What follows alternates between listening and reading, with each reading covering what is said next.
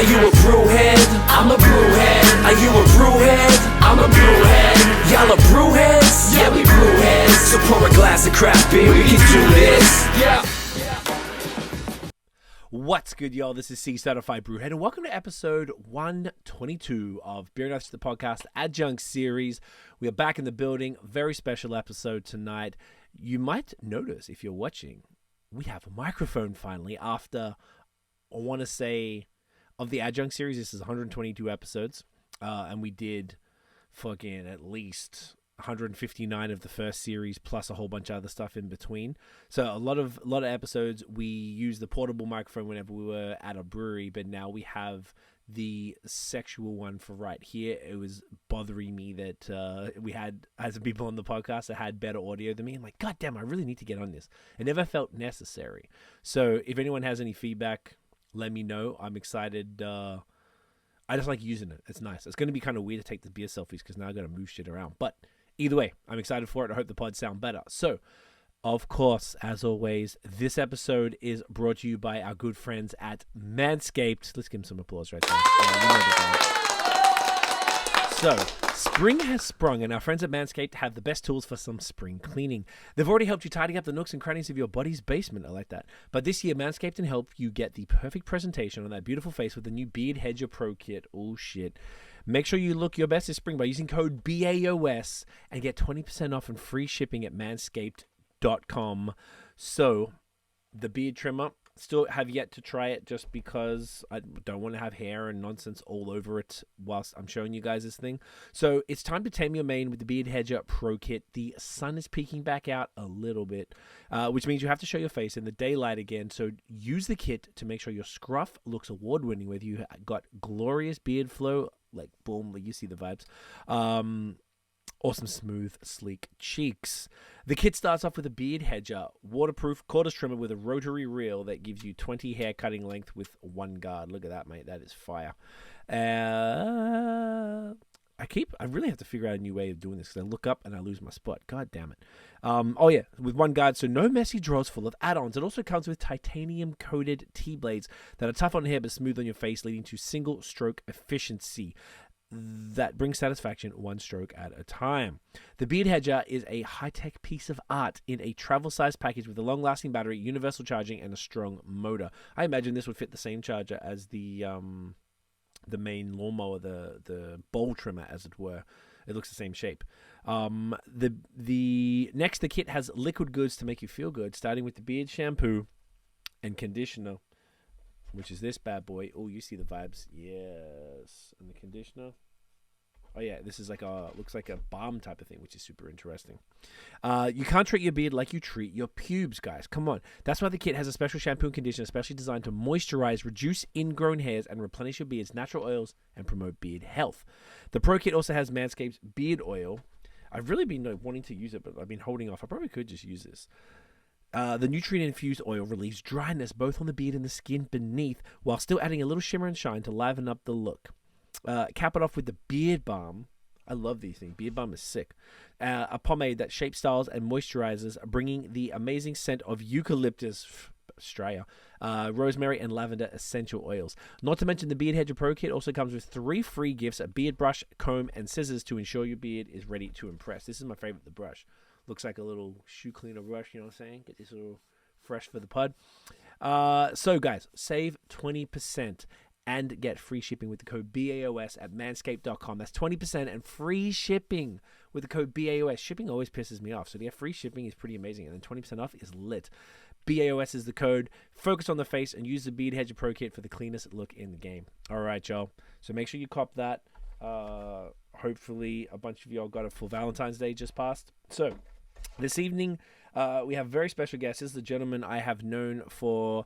I'm actually going to talk to him about this. I remembered the other day how we met and when and where we met. For a number of years, I think it's like 5 or 6 years now.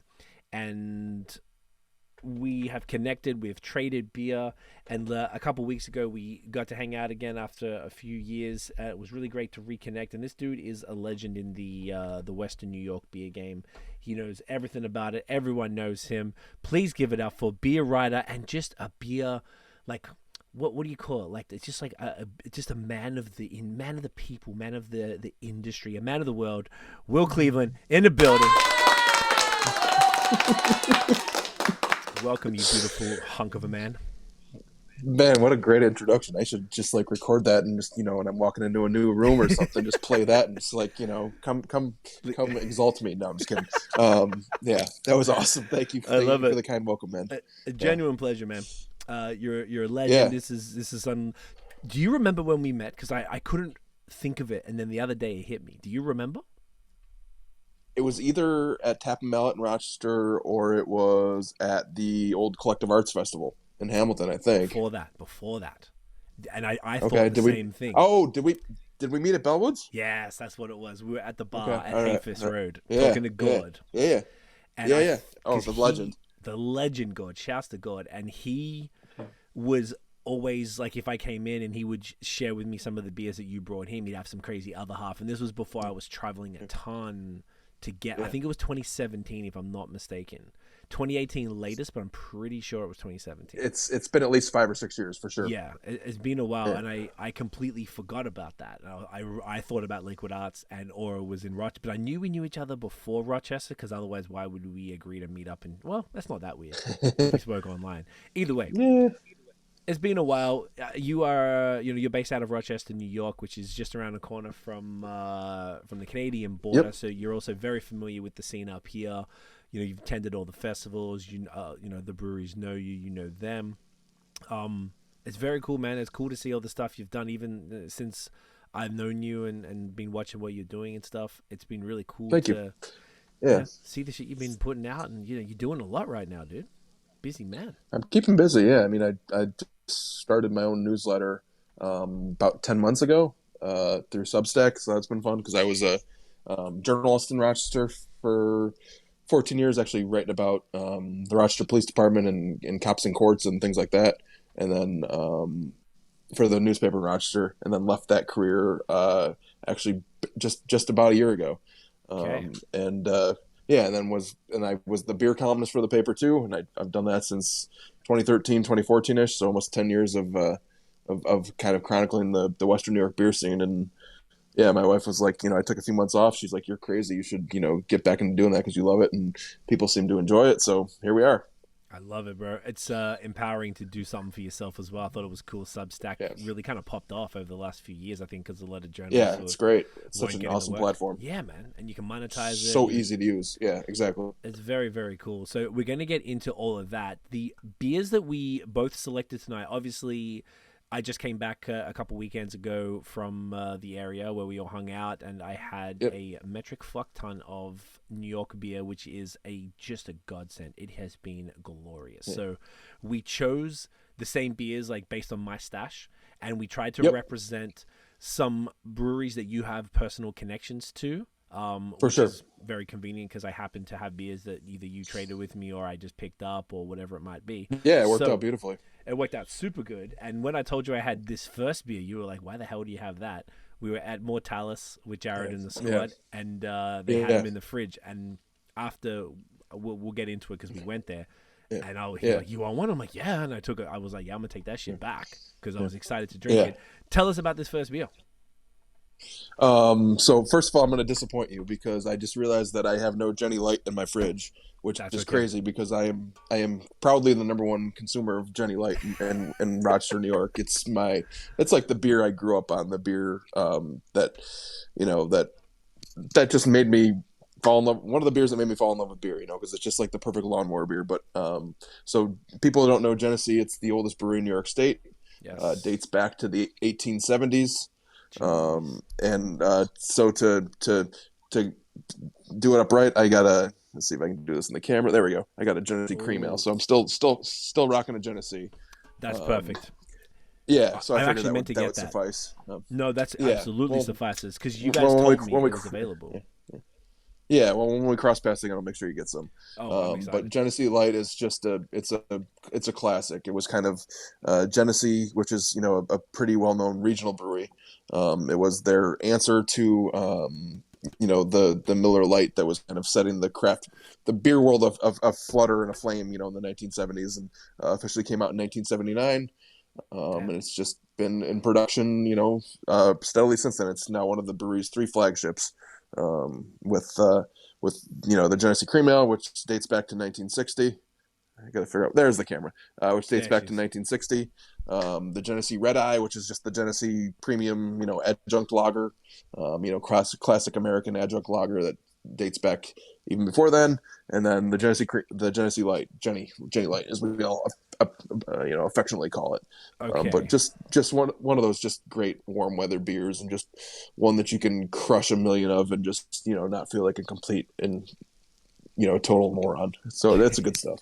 I love it. I'm actually really Yeah. excited to try it. I've known about these guys because of you, so I was quite amped to try them. And we actually went there. We were at hang on, let me take the photo. Yeah, you went to the brew house, right? Yeah. We did. You had to go, but we went Yeah. with Jared from Mortalis and Zach from Other Half. Yeah. First of Yeah. all, cheers, brother. Pleasure. Yeah. Same. Get that Thanks in for you. having me. No, my honor. Exactly. Hell yeah. And it was Yeah, across the street. We're at Fifth Frame, and it was across the Yeah, street. You goes, literally you across have the to street. go. Yep. And they wouldn't Yeah. let the dog in. That was the only place in all Yeah, of Rochester and anywhere we went that wouldn't let the dog in, even with a service harness. But it's okay Yeah. because me, Jared, and Zach went in. The girls just waited in the car real quick for us, so I got to try the Mosaic Cream Ale. So that's what you're having there with. And honestly, So good. So good. spectacular. It was Yeah. impeccable. I was so impressed. I was like, I Yeah. knew I had too much stuff Yeah. to bring back. So, tell me Yeah. a little more about the beer. So this says 1878 for the brewery. This beer came out in Yep. the 70s. It is 4% even. So it's kind of like a just what would you describe? It's just a light lager, really. It's a classic American light lager. There's it's not Okay. one of those beers that you got to sit there and dissect. It's just something that you're going to sit there and crush with a group of friends, or after you mow your lawn, or any of those things that just kind of want to quench a thirst. I love that beer compared to a lot of light lagers. I think it has a lot more flavor actually. It still has that classic, adjunct lager corniness that you would expect, with the adjuncts they use in it. And it's just a great beer, and it's something that you can always find fresh around Rochester, which is nice. And Genesee's really had kind of a resurgence in the last 10 to 12 years, especially locally, as they've invested almost $100 million to modernize the whole facility. Jeez. They opened that Genesee Brew House where you were in 2012, and that's been really cool because it's like one of the places that you can. It kind of it's got the beer museum in there that's got like just all the crazy Jenny history, and it's awesome because it really serves as a gateway to the brand. Not only do you have that, if you go up on the third floor, you have that spectacular view of downtown Rochester and High Falls, over the Genesee River there that cuts right through the city. How many cities have just a gigantic, beautiful waterfall right in the center of it, and Very cool. so the brew house is cool too because it's just like I said, a gateway to the brand.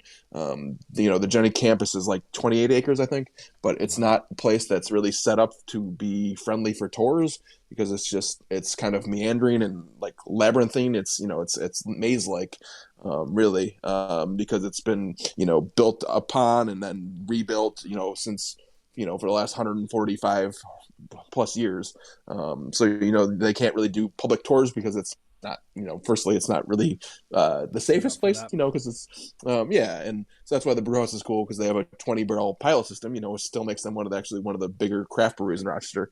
But it's a place where they do a lot of small batch stuff. They'll do test batches for beers they're thinking about brewing, on a larger scale, whether it be for Jenny or Labatt or, any of the other brands that are in that Jenny portfolio there, that are owned by a Costa Rican company called FIFCO.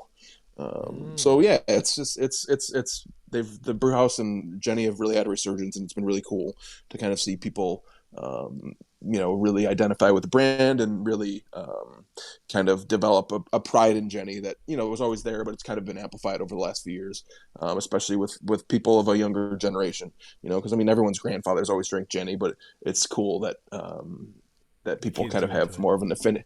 Exactly. Yeah. Interesting. So it was obviously it was bought by the Costa Rican company. Is it still? You mentioned it's craft. Is it still technically craft in that sense? Because No, it's not. It's not technically craft. But Okay. but like if we're talking about like like, craft, like, small breweries that have like a craft mindset. I kind of consider Genesee to be two breweries, because you have the brew house, which is that 20 barrel system, and then you have right across the street in the same complex is the Big Jenny Brewery. That's a massive German built 500 barrel system where they're doing 1,000 barrel batches of beer.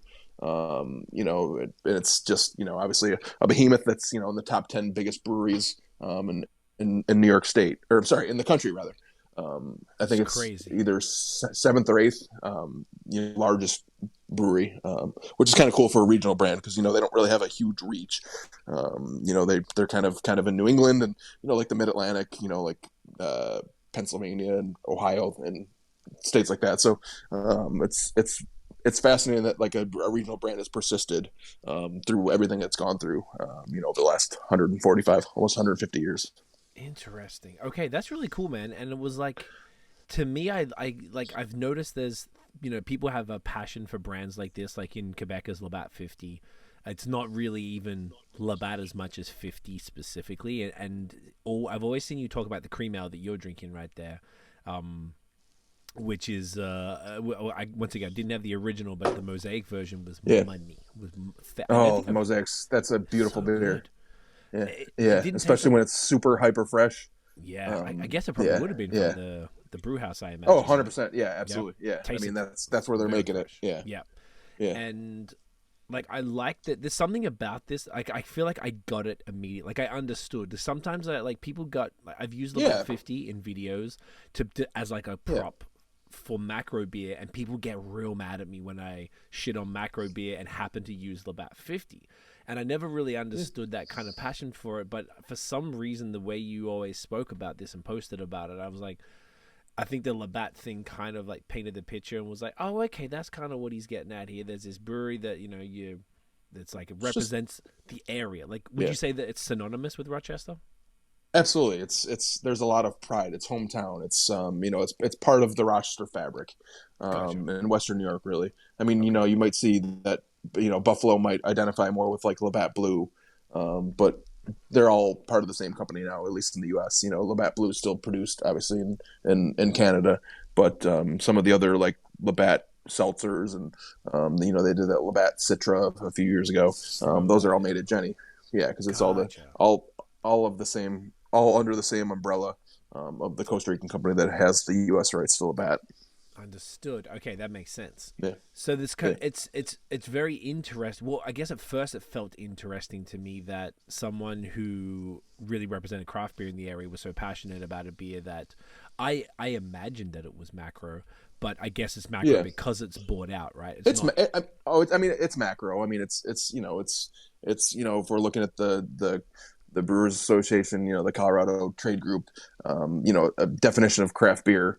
It's less than 25% of your brewery has to be owned by some sort of outside entity. And obviously in Jenny's case, they're 100% owned by a Costa Rican company. So there's no question that they're not, a craft brewery by that definition. But Gotcha. Jenny's always just been such a great big brother to local beer. What they do is just really kind of remarkable. They do monthly tasting panels with some of the local breweries, so they invite all the breweries in. They can learn how to taste off flavors in their beer, and then they also have free and unlimited testing, so they can if they want to check the yeast health of a beer or any of those things. Jenny will bring you in, and for free we'll do all these tests for you, and you can learn more about your beer, so you can figure out what are we doing wrong, what can we do to make it better. And they've been just instrumental in really helping build up the foundation of Rochester beer, not only, but just making sure that all of the other guys are making quality beer, because I think they understand that if all the places in Rochester are making good beer, it's going to make us a destination. It's going to invite more people to come visit. I mean, obviously, look at you and Tiff. Haven't been here a few times now. So I mean, it's just awesome. I don't think you're going to find any people in Rochester anymore who are going to say any bad things about Jenny, especially with their current. The way they're currently constructed, because they've just been so good to other breweries, so I think that says a lot about not only the parent company, but it says a lot about the people that make up the brewery. There's, I think, 550, 600 employees there, and they have a lot of pride in what they do. So that's sick, man. I loved hearing that. And another thing, I was just sort of, as you were talking through that, and I'm sipping the beer, I'm like, knowing that it's a macro, and I knew that, I guess, you told us on the day that we went and visited, but it doesn't taste like a macro beer, and I know I don't know about you, but I am a little bit, cautious. It's not really my thing. I'm, I really proudly support craft beer, but this is like, it's like a quintessential light lager that's got none of those strange flavors that macro beers tend to have that I personally not into. Do you know what I'm talking about? Like that overly corn. I do, but I mean, it's just, I mean, there's corn in that beer, but it's, and sweeteners, but it's just, I don't know. Maybe it's just because I'm brainwashed because I grew up in Rochester, and it's something that my friend's dad would always drink, and all the firefighters that my one best friend's dad was a firefighter, and that was like the firefighter beer of choice. That was the one of the first that we stole from his fridge when we were underage.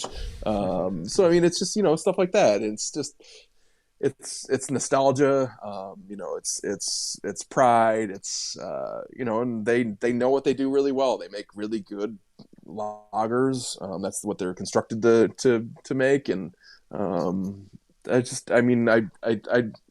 think macro beers have their place. It's a little more budget friendly. Sometimes you just want something that's you don't have to think a lot about, and you can just kind of enjoy. Over a few of them with the conversations with friends or whatever. So, it's obviously I want to do my part to support craft. That's very, very important. I want to make sure I'm supporting the little guys, and I do that as much as I can, especially with a lot of the things I write. But also, I don't think there's any shame in just drinking what you like. I like that. That's actually really well said. No shame drinking what you like. What would you say the percent? This is just out of general curiosity. What's the percentage of what you drink overall? Like, what sort of percentage of that would be Genesee? It's like, if you, in general. I'd probably say like maybe 20%. A decent amount. I mean, there's pretty much always going to be Cream Ale or Genny Light in my fridge. Those are my two favorites. Everyone kind of has their favorite. I'm Genny Light's my favorite. Most people tend to like the Genesee Red Eye. There's the straight up Genesee lager. That tends to be really popular, and the Cream Ale is obviously really popular too. But Genny Light's always been my jam. But it's just a nice beer to pop open when you get home from work, and you're just like, I just need to sit here and relax for a few minutes. And it's not something you have to think about. I think I keep repeating myself there, but I'm just a big fan of that.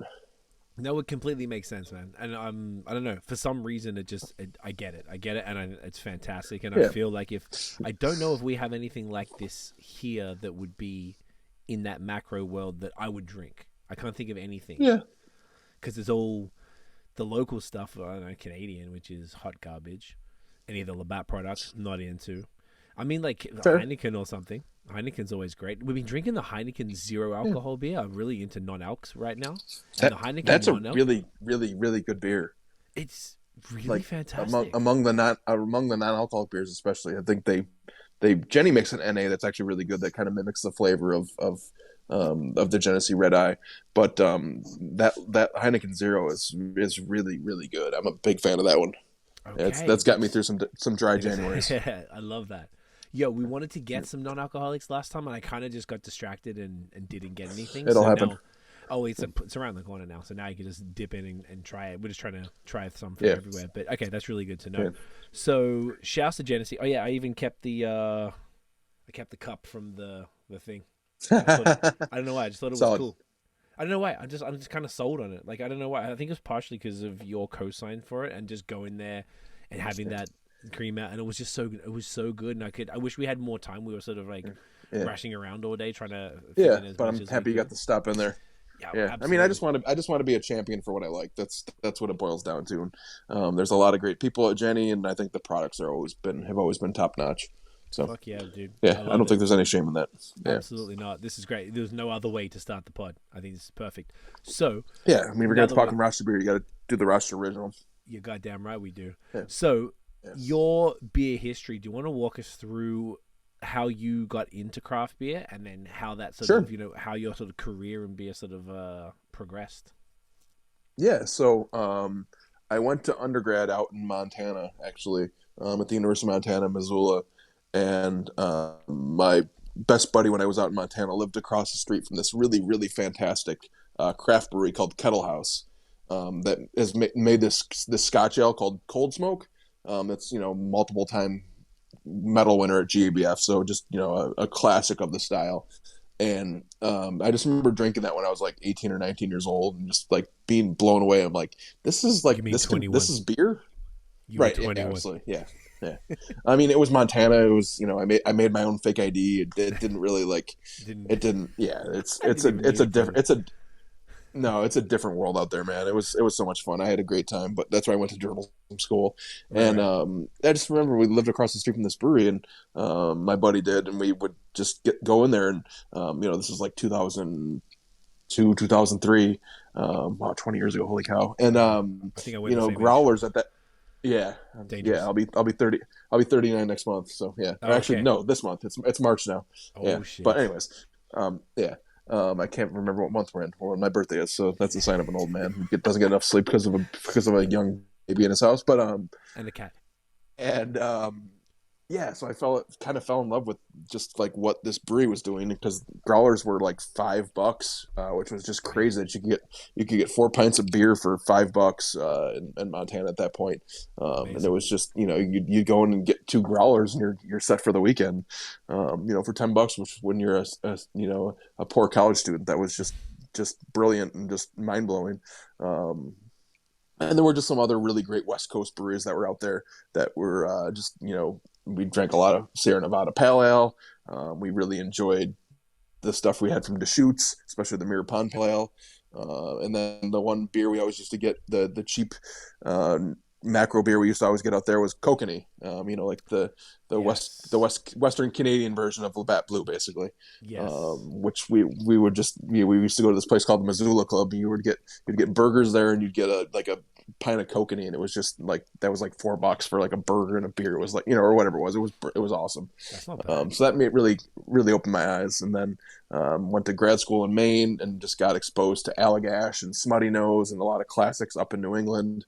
Really just, and then that was kind of when I had my first IPA that really kind of blew my mind, was Dogfish Head 60 Minute. And I was like, wow, this is fascinating. Like, this beer's bitter, but I love it. What the hell's going on here?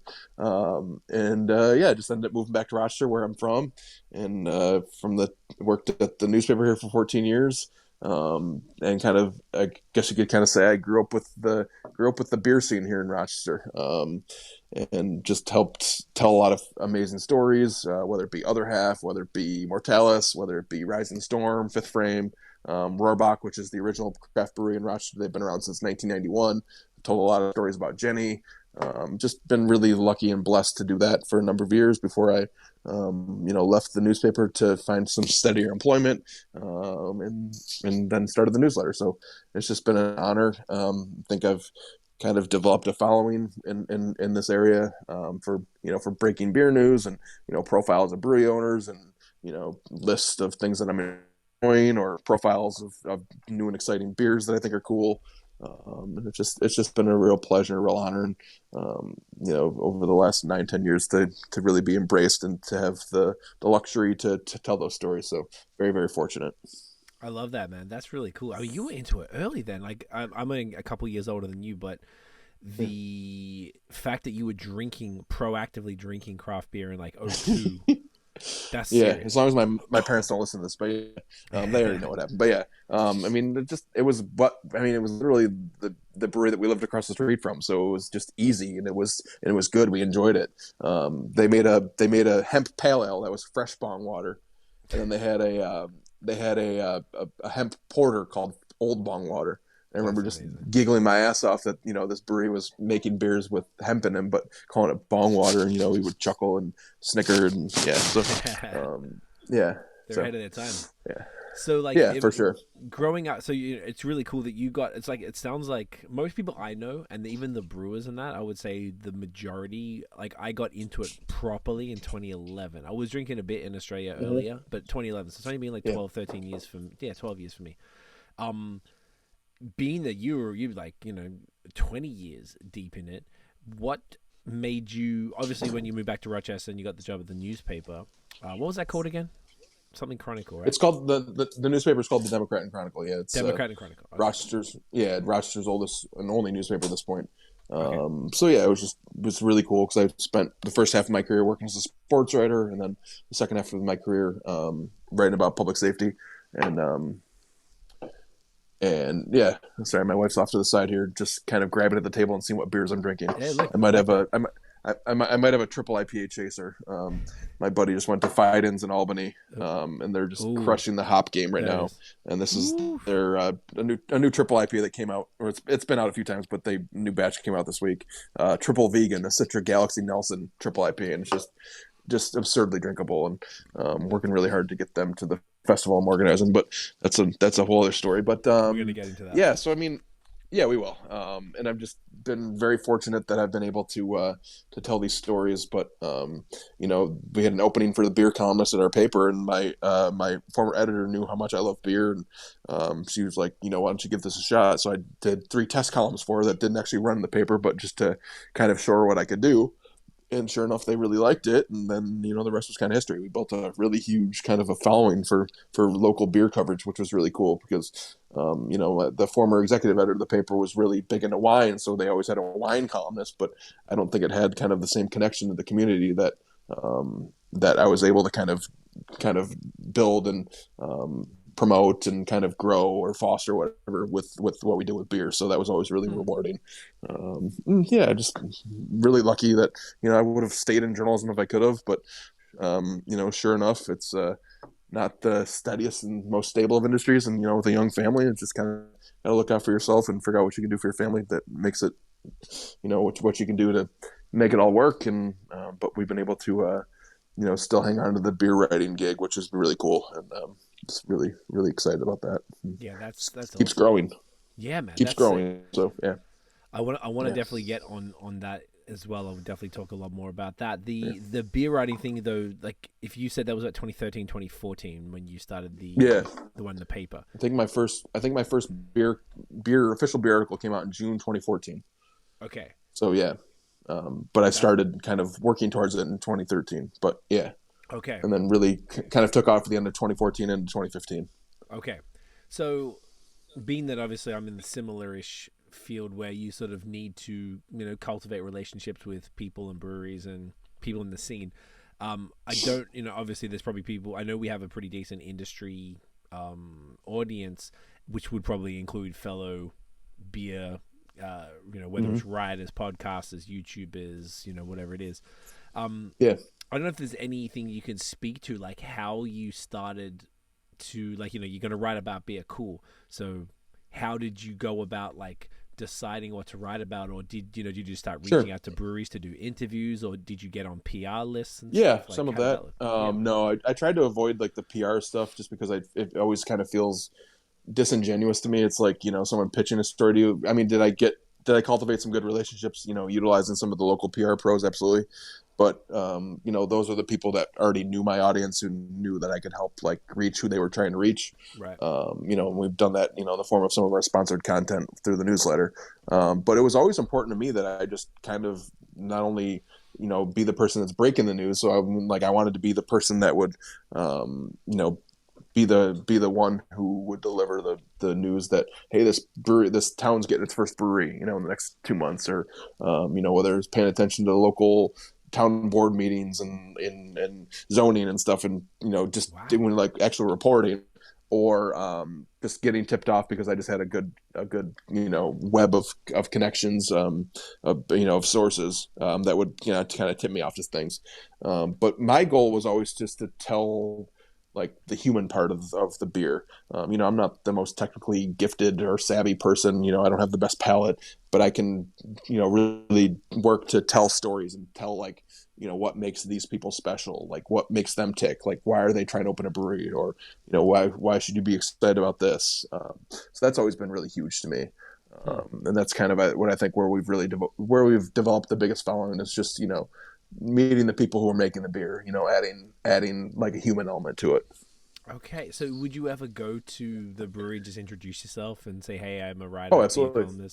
and then you just start to cultivate relationships. And because this would Absolutely. have been like it wasn't pre-social media. I'm just trying to maybe paint the picture on what you would have done back then. Because when I did it was a few years later. It was different times. Yeah, but I mean, I had a built-in advantage because the newspaper I worked for has been around since the 1800s. So it's the newspaper of record. So there's some gravity that's built in with that, and then also some access that you gain because of that affiliation. People know the Democrat Chronicle. They trust it as a news source. So I can say like, hey, I'm Will Cleveland. I'm a journalist from the Democrat Chronicle. That opens doors right there. I think people have a notion of like what the newspaper is known for, but we'd kind of flip it around and say, hey, I'm a beer columnist. So I can have opinions, and I can I can help tell your stories. I can, help you expand your reach because I have, this big subscriber base that, subscribes to the newspaper, whether it be for the online coverage or the physical newspaper itself. Things like that. So, So that a lot of it was, but I also developed a lot of connections too, because starting about 2009, 2010, I was a member of the local homebrewing club, which is called UNIHA, which is the Upstate New York Homebrewers Association. It's one of the oldest homebrewing clubs in the country. It dates back to the 1970s. So they have monthly meetings. I used to brew a little bit with my next door neighbor. Was never very good at it, but so I was able to build a lot of connections there because honestly, a lot of the people that were members of that homebrew club ultimately ended up opening breweries or working in the industry, or would introduce me to people that were opening breweries. We're going to drink a Swiftwater beer in a few minutes, and Andy Cook, the owner of Swiftwater, I met him 5-6 years before he opened his brewery because he was a member of the homebrew club. So that's how I was able to develop a lot of connections too. That's fantastic. And that was even before. Yeah, that was even before I was a beer columnist. That was just because I wanted to be nerdy about beer and learn more about it. Right. So just you were putting yourself in places to meet the right people to really say it's like probably your genuine curiosity for beer made your future career a lot easier because you'd sort of unintentionally started to cultivate these relationships beforehand, and then all of a sudden, your boy that you were at the homebrew club with opened a brewery, and then boom, which is this one right here, which is very convenient. I did not notice your connection to them, by the way, when I suggested this beer. It's perfect. I'm happy you did. I can tell you the history of this beer because I know all about it. Oh, I love it. I just want to really quickly say I traded Jared, who's a mutual friend of ours who works at a brewer at Mortalis. I traded him for this. Yeah. I don't know. Whenever I can't even remember when it was. No, we did like a mail trade last year or the year before. Yeah. Whatever. Yes. And he sent this to me. I didn't know who Swiftwater was. And I was like, oh, this is fantastic. So when I'm in town, I was talking to you, talking to Jared. He was like giving me lists of places to go. And I think I told you that you were like, yep, that's all correct. I'm like, boom. Didn't want to go too crazy and try to Jared slowly knows the same. Yeah. He knows it just like you do. Exactly. So we went to Swiftwater on the first day for some food. Checked out their crispy boys, loved it. The burger was amazing. The food's so good there. Super good. Staff were lovely. And we were like the last ones in there. It was a very snowy Friday evening, so it wasn't like rammed. And went to the fridge. I was like, look, I can't bring too much back because I knew I was trading you. I knew Jared was getting me beer and I wanted to go buy a bunch from everywhere. So I'm like, look, let me just get a bunch of singles. And I picked like 5 beers or something. No, I think I picked like 4. I was like, let me just go 4. Let me chill. And then they were like, oh, you need this Alpaca Kisses, their other IPA. I'm like, sure, no worries. And they're like, hey, take it. Now, they didn't know. Sometimes that, it happened with you, being that you're a writer and people know you. People know when you have a podcast and you've got a following on Instagram that they want to give you stuff because they want you to post about it, which is completely valid. And they didn't know that I had the podcast, I'm pretty sure, because I don't think I told them. So then giving me the beers was like, out of the kindness of their hearts, maybe because they knew Jared or something, potentially. Yep. But legitimately sweet people there. I was just like really impressed with that because they absolutely did not have to do that. And I'm like, well, I'm going to do some content for you. So I was like, I really wanted to include one of their beers and tell that story here and like how impressed I was with the space and the thing. Yeah. So dude, tell us about this IPA. It looks like it's 6.8%. Yeah. So this is having problems finding my camera on this iPad apparently. There you go. This is their Swiftwater's flagship IPA. When they first opened back in January of 2015, They were Andy and Pat, who was the original assistant brewer there, were trying to kind of figure out what they wanted for their flagship IPA. So they went through a number of different iterations, and then they finally landed on this one. And it's actually, this is originally was called IPA 9. They numbered all the IPAs. So this was originally IPA 9, and IPA 9 then became the flagship Swiftwater IPA. I know they were kind of looking for something that was. I've always really enjoyed what my one buddy down in North Carolina owns a brewery called Trophy down in Raleigh, and they don't call their hazy beers like New England style. They call them modern IPAs, which I really like. And I think this kind of skirts that line of modern IPA because it still has a little bitterness to it, and it's not like the softest, juiciest beer you're gonna have, but it's just a really nice flagship IPA that's gonna be something that people who want like old school West Coast bitterness or like old school East Coast maltiness, mixed with like a sensibility of a softer, juicier, more tropical New England IPA, and it kind of meets all of those schools. So I would call this a modern IPA, and I think Andy and Pat, who no longer works there, did a really good job of kind of finding a beer that could just stand on its own as a beautiful flagship. Very cool. So this is their flagship IPA. Oh, for sure. Yeah, or I mean, they make Alpaca Kisses quite a bit too. Okay. And Which yeah, is so fantastic. it's a great beer. I remember. Yeah. Go on. Sorry, go for it. I was gonna say it's like just an remember East I meets was West. Yeah, for type sure. shit. Yeah, absolutely. This looks similar, no? Cheers. Yeah, because it's not. Cheers. Because it's not. Money. Actually, this is less bitter than I remember, which is interesting. Haven't had this beer in a minute, so it's nice to revisit, and I'm happy I get to share it with you there. And that works. But I lost my train of thought. Oh, we're talking about IPAs. the B&B modern IPA, and how it's kind of like East meets West, so it's sort of like that. Yeah, because I mean, it's not. It's not the juiciest beer. It's not the least malty beer. It's a nice kind of mix of all those things, and it's just Swiftwater since they opened has been solid since day one. They very, very rarely miss. They do just a great variety of styles. Their traditional stuff, their lagers are wonderful. They make a Bud Light lime inspired beer called Swift Light Lime that I love. There's a guava version that I think is just fantastic. I love their black lager. Their Hefeweizen is spectacular. So they just do a great job across a wide range of styles, and do a great job of kind of focusing and featuring New York State ingredients too, and just the food has been really, really great through a number of different chefs, and just always a very small but very focused but very, really, really good menu. I couldn't agree more. Really, it's really cool to hear the history of all of this. So this one, by the way, has Mosaic, Simcoe, and Cascade, and it's really interesting. It's like I guess because it was a little while ago that I had it, so it was I don't recall it like super well, but it's great. It's like this nice, like you said, it's kind of like juicy and smooth, and definitely got the tropical fruit notes, but it's also a little pithy, bit of grapefruit. Yeah, absolutely. Tiny. Yeah. So it's I get a little melon in this beer too, which I always really enjoyed. I can see that.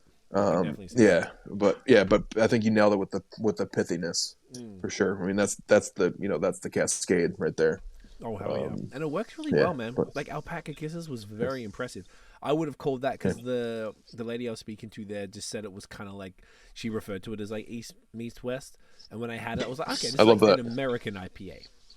So to like what you would consider, not quite a West Coast and not haze, but kind of like this sort of in between thing, which is fewer and further between as far as finding them. But when you get them, I thought Alpaca Kisses was fantastic, and this is great, man. This is just like a nice little balance, particularly because the rest of the stuff we're gonna have, I like it that they're all very different.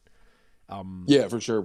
You did a nice job of kind of picking a good cross section of Rochester styles. Next time we link up, I'll have to make sure you get some like some Roebuck Scotch Ale, and because that's kind of like the two quintessential Rochester beers are the Roebuck Scotch Ale, which still like if you go to some of the grocery stores, and I've looked at some of the scan data, it still sells just as well, if not better, than some of the IPAs in this market.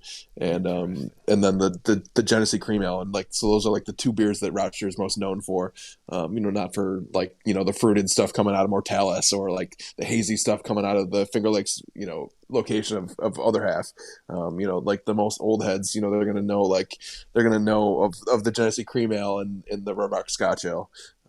And it's kind of crazy too to think that Swiftwater's been around 8 years now. They just had their 8-year anniversary back in January, and they've always just done a really good job, and kind of take their name because Andy's a big kayaker. And so that's where you walk in there, you see like the cutouts that are above some of the booths there. They got some old kayaks up in there. That's where the logo comes from, like the wave cresting there. So yeah, and Andy grew up on a dairy farm too, out in Cayuga County, which is roughly probably hour and a half away from Rochester. So his parents raise dairy cows and or raise cows out there. So I don't know if they still do, but they used to get a lot of their beef right from Andy's parents. So stuff like that. I just love what they're doing. They're a great family. The Cook family is awesome, and just a great crew of folks over there. Greg Libby, the general manager, is a great dude. Justin Becker, the assistant brewer, is an awesome person. Just a whole mix of awesome people there. So definitely one to root for. And if you're in the Rochester area, it's definitely one of the ones I recommend stopping at. Hell yeah, man. This is sick. Just fully more confirming. I love it. I love hearing all this because I had already had a good feeling about it. And you didn't tell me any of this stuff before I went. So you just mentioned the Schwarzbier. I grabbed, I think I took the Schwarzbier back and I grabbed the Kolsch. Nice. But I had the Amber Czech Lager and the Dark Czech Lager. Nice. They were both spectacular. I was so bro. That's some of my favorite shit. I was so impressed. Yeah, love Czech style lagers. Yeah, nothing beats it. And I just liked that they did all that. So I was like, okay, well, I had to drive, so I was like, I can't smash too many. Plus, they were closing, so I was like, let me grab some. Yeah. I definitely want to try the Schwarzbier in comparison to the Czech. And the bartender was pouring me little samples of the Hefe, which was. And I didn't even really like Hefeweizen, to be honest. I was like, wow, this is like pretty damn solid. So it was like, yeah, man, just a really good experience. I was excited to try this again and to talk more about this stuff. But they definitely seem like as far as my list of going to Rochester this time was Other Half, Mortalis, and Fifth Frame. And then Jared was like, Swiftwater was the first one. Swiftwater, Strange Bird, and Iron Tug. He were the three that he said. Yep. And all great plays. Swiftwater was the one that happened to be open close to the hotel that still had food at the time. By the time we got back and everything, so meant to be then. Yeah, meant to be. And I was like, it was a beautiful experience. So I'm very happy to hear that the people of the team are everything that I felt them to be from my very short time there. That's fantastic, dude. Love to see that. So that was a perfect segue from the homebrew club into this. So you cultivated your community. You just kind of just kept writing. So when you were writing, you mentioned I would notice you would do things like you would definitely not rumors, but hey, there's a new brewery opening here. It was kind of like that type of work. Did you ever do I guess not new beer releases or reviews or anything like that? Or it was really about kind of beer news in the trenches? Yeah. I did infrequent reviews, not a lot, but with the breaking news and the crime and the police public safety stuff that I wrote about for like the other 90% of my actual job at the paper, that could be a bit of a downer. It's obviously very important reporting. It's stuff that needs to be reported on. You got to report on the systemic issues and the people that are working to make that better, and what are some of the solutions, and kind of tell the stories of the people impacted by this. So that was obviously, paramount, the most important thing I could do at a newspaper, especially, trying to be a public servant and kind of inform, whether people living in the suburbs or people don't really understand, some of the stuff that was going on. Not that I can say I understand it, from my, my cis white male perspective. But, I wanted to make sure that was really, grounded in my reporting was humanizing a lot of that stuff. And so I always took the approach with my beer reporting that Everything else I read about it can be such a downer. I thought it was just important to really focus on the positive. So I would very infrequently wrote anything negative, if at all. So that was never really my intention. I wanted to highlight the people, and even if I didn't like the beers of a place that was opening, I still would try to tell their story. If you read enough of my reporting, you could kind of, if I describe the beer as promising or solid, or something like that, that might be a clue that the beer might not be up to par. But there's still people that are investing a lot of money and time and energy and pursuing their dreams. So that's not my place to shit on that or to ruin that for people. And so I tried to be very positive in that reporting in general. So that was always a goal of mine. Dude, the way you just said that, I swear to God, that's exactly my exact story. I have certain tells if you read my reviews enough. If I say certain words, my friends would text me, Yeah. like, you didn't like that, did you? I'm like, nah. Yeah. But who the fuck am I to go and shit on Right. this beer? What do I know? What do we know? Like, I don't know. I'm not BJCP. I'm not a Cicerone. Like, I don't know. Oh, exactly. I've brewed 5 done times. none of that. Like, yeah, exactly. So, like, like you said, people are investing millions of dollars into this stuff.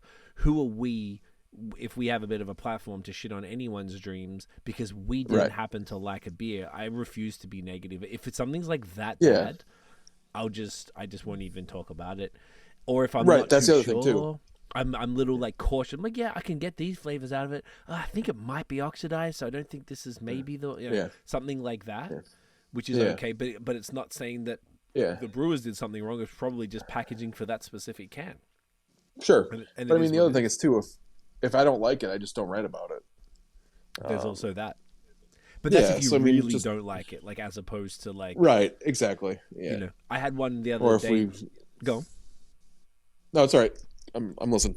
No, I was gonna say the fifth frame when I bought 2 4-packs from Fifth Frame. There was one of the ones I cracked, and it was a double IPA that. What was the gentleman's name who was working behind the bar? It was your mate, Paul.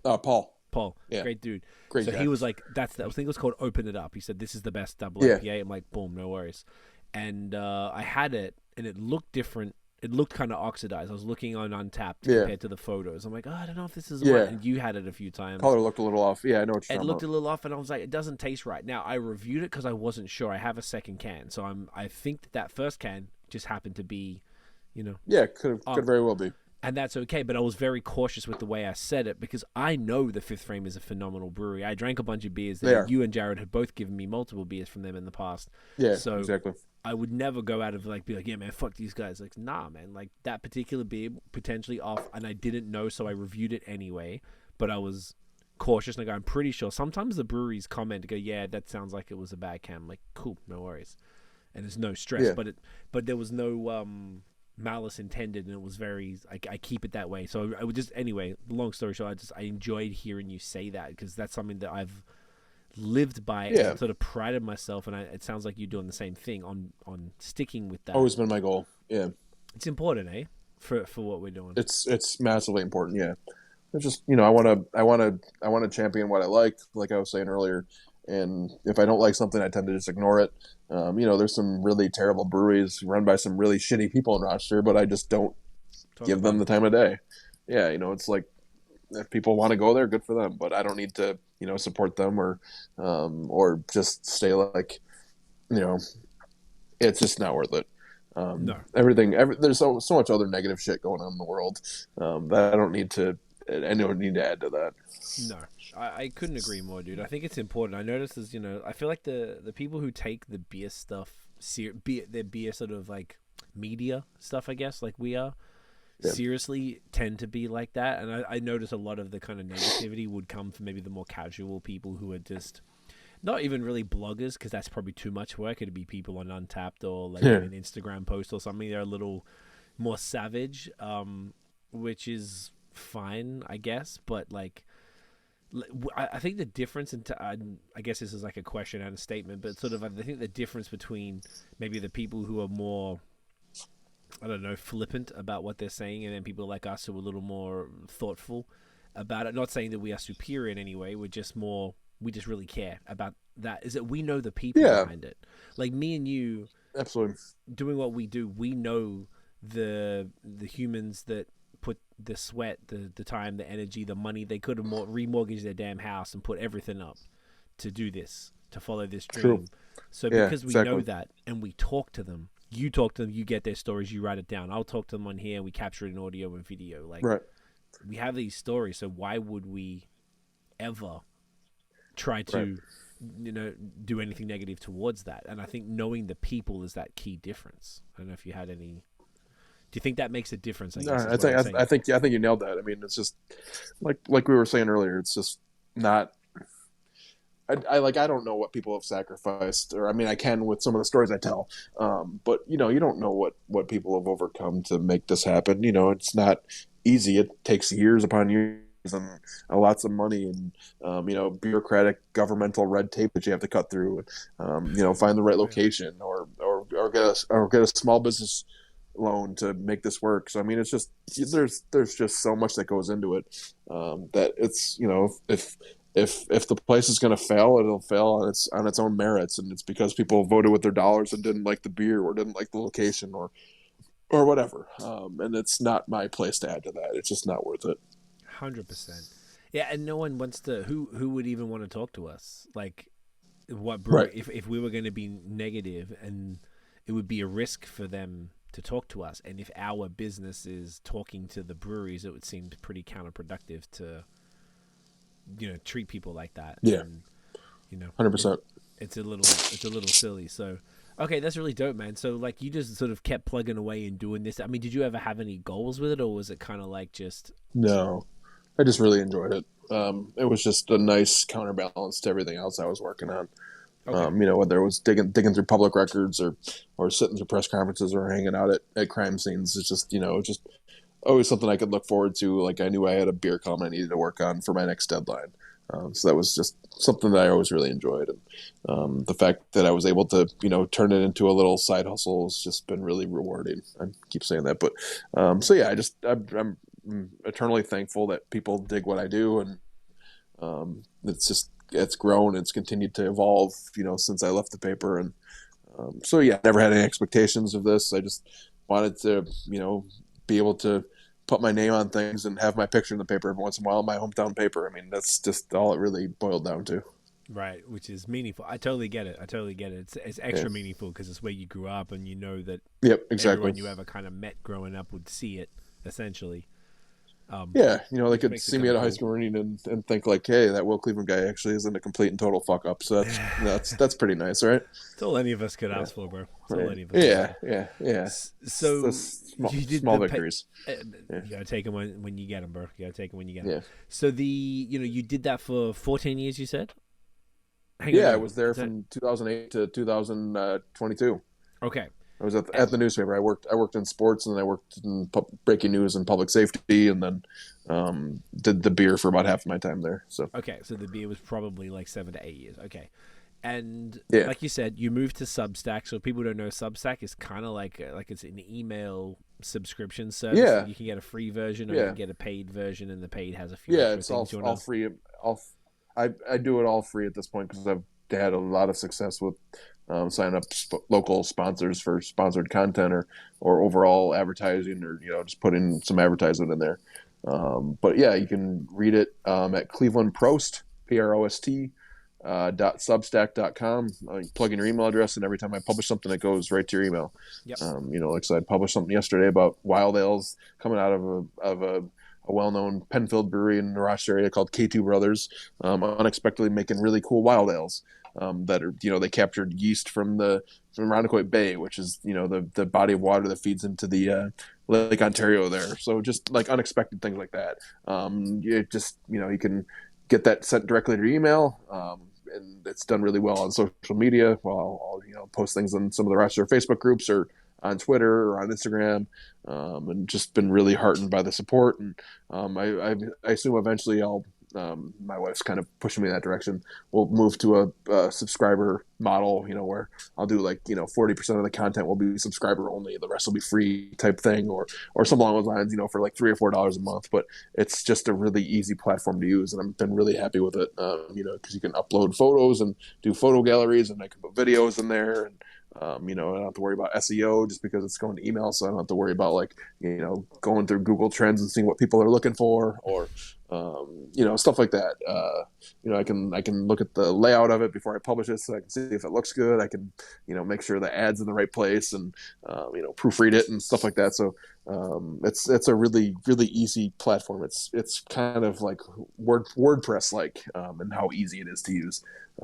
So appreciate everyone who's been checking out my work. I'm closing in on 2,000 subscribers, which is really cool. And Awesome. yeah, it's grown more than I ever expected it would, and we're not even a year old. So it's been fun. You know, I'm not kind of reaching the numbers I would reach when I was with the Democrat Chronicle, the DNC as people call it.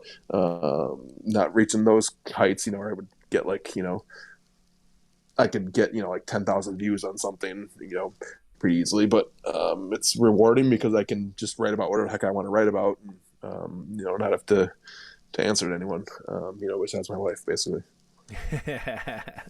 Honestly, though, I love that. I think it's even cooler that I know there's something freeing about that, to be able to not have an editor. 100%. I mean, you know, editors aren't all bad. I used to be a music journalist in Australia, so like I'm familiar with the whole process and everything, which is why I was kind of curious a bit more about what you're doing there. So compared to what you did for the DNC, in your Substack, what is it, the similar approach to the content? Yeah, very similar. Okay. You know, I can do like more notebooks, like news and notes type things that I didn't really do as much. So if I just want to highlight an event, I can do like a 200-word preview, you know, as like a note in a newsletter. But I do generally the same thing, where I'll try to like 800, 1,000, 1,200 words as a profile of someone, or I've been doing more and more Q&As. So yeah, there's just a lot more freedom. You know, I can sneak in some cuss words in there if I feel. I don't have to worry about, you know, having it being family friendly. You know, because we're talking about beer, and people swear. Yeah, exactly. I mean, you know, it's right in the name of your podcast. But yeah, and so I mean, it's been great. You know, because I don't have to like do something that's seasonal. Like I have to do a top 5 places to drink a beer outside on Memorial Day weekend, or you know, stuff that like the newspaper audience really wanted and craved. You know, I had no problem doing that because it was, you know, my editors would ask for it, and they were always amazing and incredibly supportive. But there's just so much freedom in doing this, and you know, I can do it at my own pace. Like some weeks I'll publish 3 things, you know, some weeks I'll publish 1. You know, the goal is to do 6 to 8 things per month, just to keep it fresh. And you know, but I can also do something that's 600 words, and I can just get it out there. If there's some sort of news or whatever. So it's just, there's no like set way you have to do it. I mean, I know there's people that like do newsletters a certain way, but I've really just approached it with the same outlook that I used when I was a newspaper journalist. Which is the same style, really. Yeah, because then there's a familiarity. Yeah, I mean, so people know my writing. Yeah, I think it doesn't feel anything different from anything I've ever seen from you before. Which is super cool. What was I about to say? I had a good point. Fuck. Okay, so on so I own a social media agency. So yeah, one of the things I've always meant to ask you this. So all of your profiles are verified, which is great. I imagine that's due to being the reporter. You've had all the press. Yeah, for sure. Exactly. Which is super cool, which is very good, very official. Your personal Facebook page has more engagement than anyone I've ever seen in my entire, like, you know, social media world life. Like, if you post a status update, I'm just talking a bunch of words, you're getting 400, 500, 600 likes, which is ridiculous. What's just having fun? Which is sick. Is this on your personal? Like, I'm pretty sure, if I'm not mistaken, am I right there? It's your personal. You might be business. Yeah, you might be overselling it a little bit, you know, because I have like 1,500 likes on my professional page, but I have, you know, 2,000 or 3,000 friends on my regular page. But it's always just been like my personality. Like I don't, you know, if it's a good post, I'll get like 200 or 300 likes maybe. But you know, so that's a lot though, bro. Like, it is. It's fun. I've got like 5,000 friends on there, and I definitely am not getting. I get some decent stuff depending on what it is, but I don't do Will numbers by any means. I'm just scrolling through. Even your cat got 85 likes and shit. I mean, but it's just like the only thing I It's post cool. on Facebook is, is either going to be pictures of my son or, public art or graffiti that I enjoyed or some beer news, really. Yes. Every once in a while it'll be a cat post, but so it's just always been on brand. It's just the things that I'm passionate about that I try to get other people excited about. It's just I don't know. I think I've just found that people vibe with what I'm selling, for lack of a better term. It's just because it's just genuinely me. Sometimes there should be more of a filter. I'll get in trouble for some of the things I post on Twitter specifically. But in general, it's just, observations that I have that I just want to share with the world. It's basically just me having a conversation with myself. And if people want to interact with it, that's really cool too. But it's, I just, like I said, things I'm excited about, milestones and links to beer articles and if I sign up a new brewery for the festival I'm working on, stuff like that. So, you can get people excited about that. I feel you.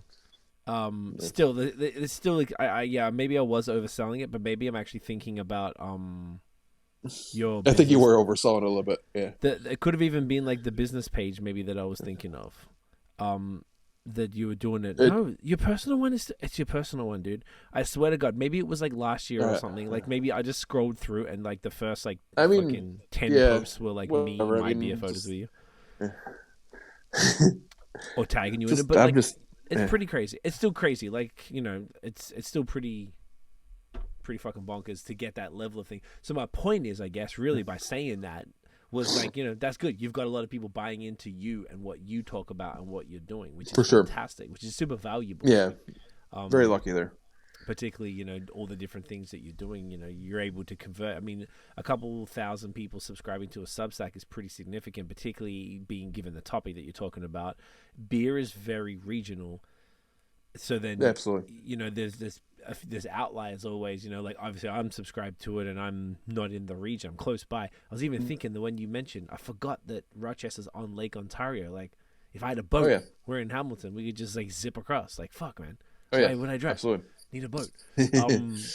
But like, you got some people in the region that are most people will be in the region, but you got to have some people outside. Oh, yeah, absolutely. It's still niche. Like, even for BAOS, there's being that we mostly cover everything, but primarily it's Ontario and Quebec stuff. And I'm trying to do, obviously, whenever opportunities arise to do more, it's inherently sort of like not capped, but it's hard to kind of but because... I mean you're covering a larger geographical area, obviously, but what I'm doing is just it's like Buffalo, Rochester, a little bit of Syracuse and the Finger Lakes, the southern tier, maybe pushing more towards some stuff in Utica or Albany, but generally it's just upstate New York. It's very, very hyper local. It's all places that are within like the longest, the widest I'll branch out, is just 2 or 3 hours away from Rochester, really. Right. But at the same point, I'm just writing about stuff that interests me. Like I watched your interview with Greg from Counterpart, and we're gonna touch base next week. So I'm gonna go. Took a day off. I'm gonna go over to Niagara Falls and say hi to those guys, and hopefully scoop up some of the anniversary stuff for the 4th anniversary. But just I'm like, I think I'm gonna go there on Thursday. But we'll touch base. Yeah, you don't need to hear this on the podcast right now. I was texting Greg today about it because I wanted to go to their anniversary. It's just I got too much shit happening, so I was like, maybe I can zip down next week and get him to put them aside. And if you that's be there the same precisely day, what I'm going to do. Okay. And it's going to be nice too because I'll link up with them because I got them signed up to come to the beer festival, the Rochester Real Beer Expo that I'm curating for. We got to figure out how to get their beer into the U.S., but I got a few other Canadian breweries that are signed up, so hopefully they can provide a little guidance there. But we'll figure it out. But he's stoked that maybe he can expand the reach a little bit into Rochester. Because we're literally only 80 minutes away from Niagara Falls, and it couldn't be any easier. Yeah, and he's just crushing it across such a wide range of styles. So, but yeah, so stuff like that. Just genuinely being myself. People recognize my voice. They can see I'm a little snarky. I use too many parentheses in my writing. I tend to use the passive voice too much more than I should. So stuff like that. People just know what I offer at this point. And Right. I think that's all. I mean, I know that's probably one of the things you guys that you guys preach with your clients is, you have to be authentic. You have to have your voice. You have to recognize what you do and who you're trying to reach, and and communicate to those folks in the manner that they're gonna most identify with. 100%, bro, and that's exactly it. And I think you've done that from the beginning, and that's why you've got this like really strong following, and like not even just the following's one side of it, but then there's the personal relationships, and I think that almost speaks more volume though than just the the following, because like people have to like you to want to talk to you, to want to welcome you to their brewery, and do all those things, and want to do things with you or for you or whatever it might be, or trust me with their news, or exactly, because they probably give you a lot of exclusives and all that shit. So that's the goal. I love it, dude. It's fucking awesome. It's very, very cool. I'm very impressed, and I'm very happy to see that when I saw that you were doing that, I signed up straight away because I just thought it was super dope that you were doing something for yourself. I always appreciate the support. And I just love it, man. I already, like, even if I'm not super familiar, at the time when I signed up, I think I was probably still in Montreal.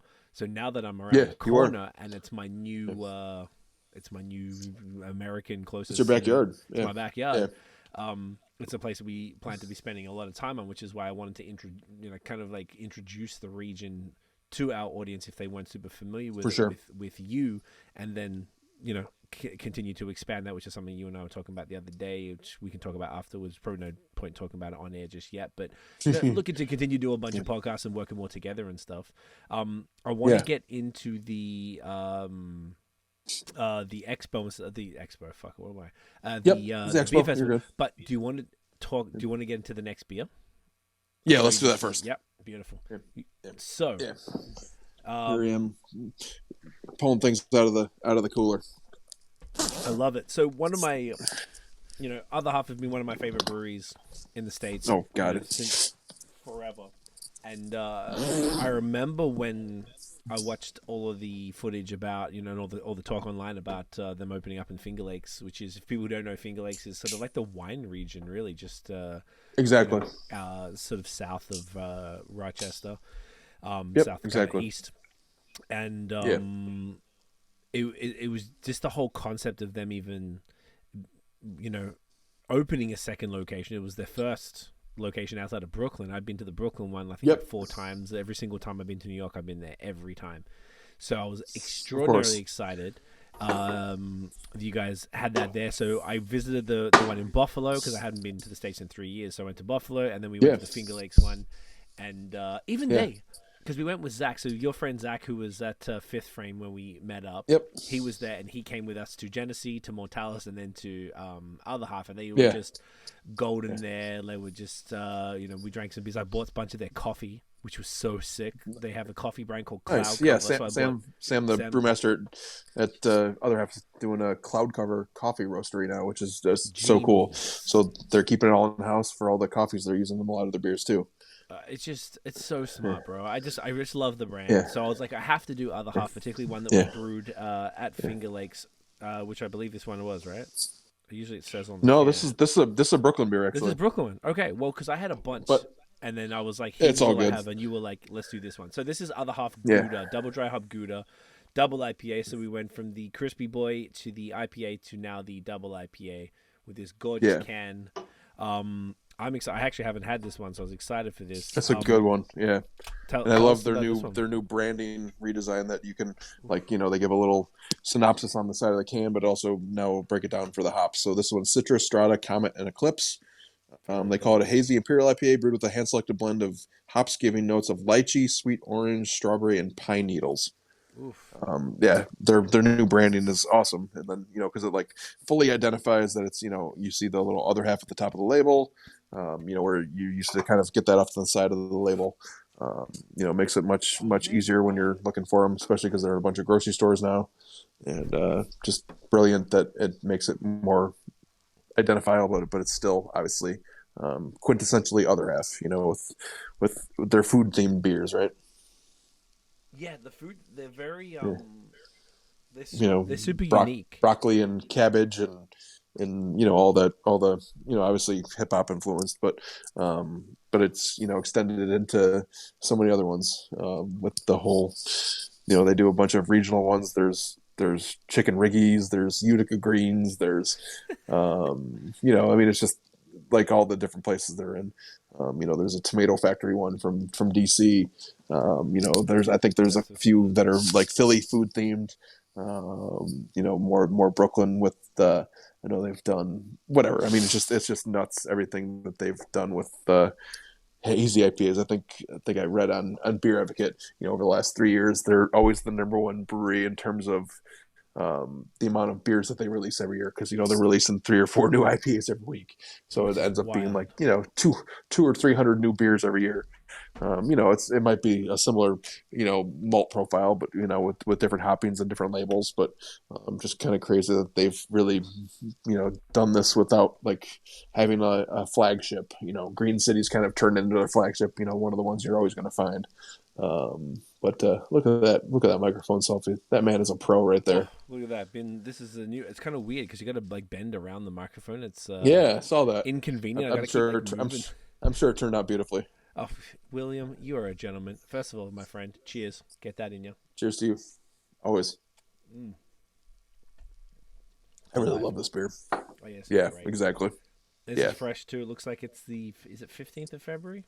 Yep, 15th of February, according to my can. So yeah, it's the same one. Yeah. It's 2 weeks old. It's beautiful. I found that okay, so you were mentioning, which is interesting that you just said this, the that they don't have a flagship and they're always dropping new beers. I noticed when I went to Buffalo, I haven't been to the States in 3 years, and the last time I went was the weekend before the first lockdown everywhere. And that's the last time I was at Counterpart. Oh, really? That's hilarious. So we're probably the opposite parts. Literally early March, yeah. Yeah, I was March 6th, 7th, and 8th. I'll never forget it. Yeah, of 2020, yeah. Of 2020. I was in Vermont, so I guess you were in Niagara Falls. And it was when everyone started using, before masking, but they were starting to use the hand sanitizer and shit. Yep, exactly. And, it was kind of like weird. No one knew what was happening. And so I haven't been to other half since I think it was probably August 2018. So wow. Sorry, not 18, 19. I'm sorry. So either way, a long ass time. And when I went to Buffalo, I had almost all of the beers there in the past. Yeah. And I was like, interesting. So I took that as that they were, and I didn't take it in a bad way at all. Just that they were like, okay, they've got their brands, because I had broccoli, and I think I bought like Double Citra Daydream that big fan of. And I was like, okay, beautiful beer.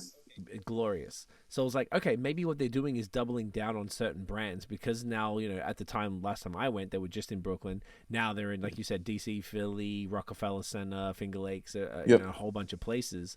So I thought that they were just picking the key sort of brands that they had and then keeping them pretty regular, or was it just a coincidence that I happened to have almost everything? No, I think you're spot on. They definitely have like, they'll make Mylar bags 4 or 5, 6 times a year. They'll make they'll make all Citra everything 4 or 5 times a year. So they definitely have like a rotation, but they still have new beers coming out all the time. Whether it's some of the collabs they'll do for whatever festival or whatever week they're doing.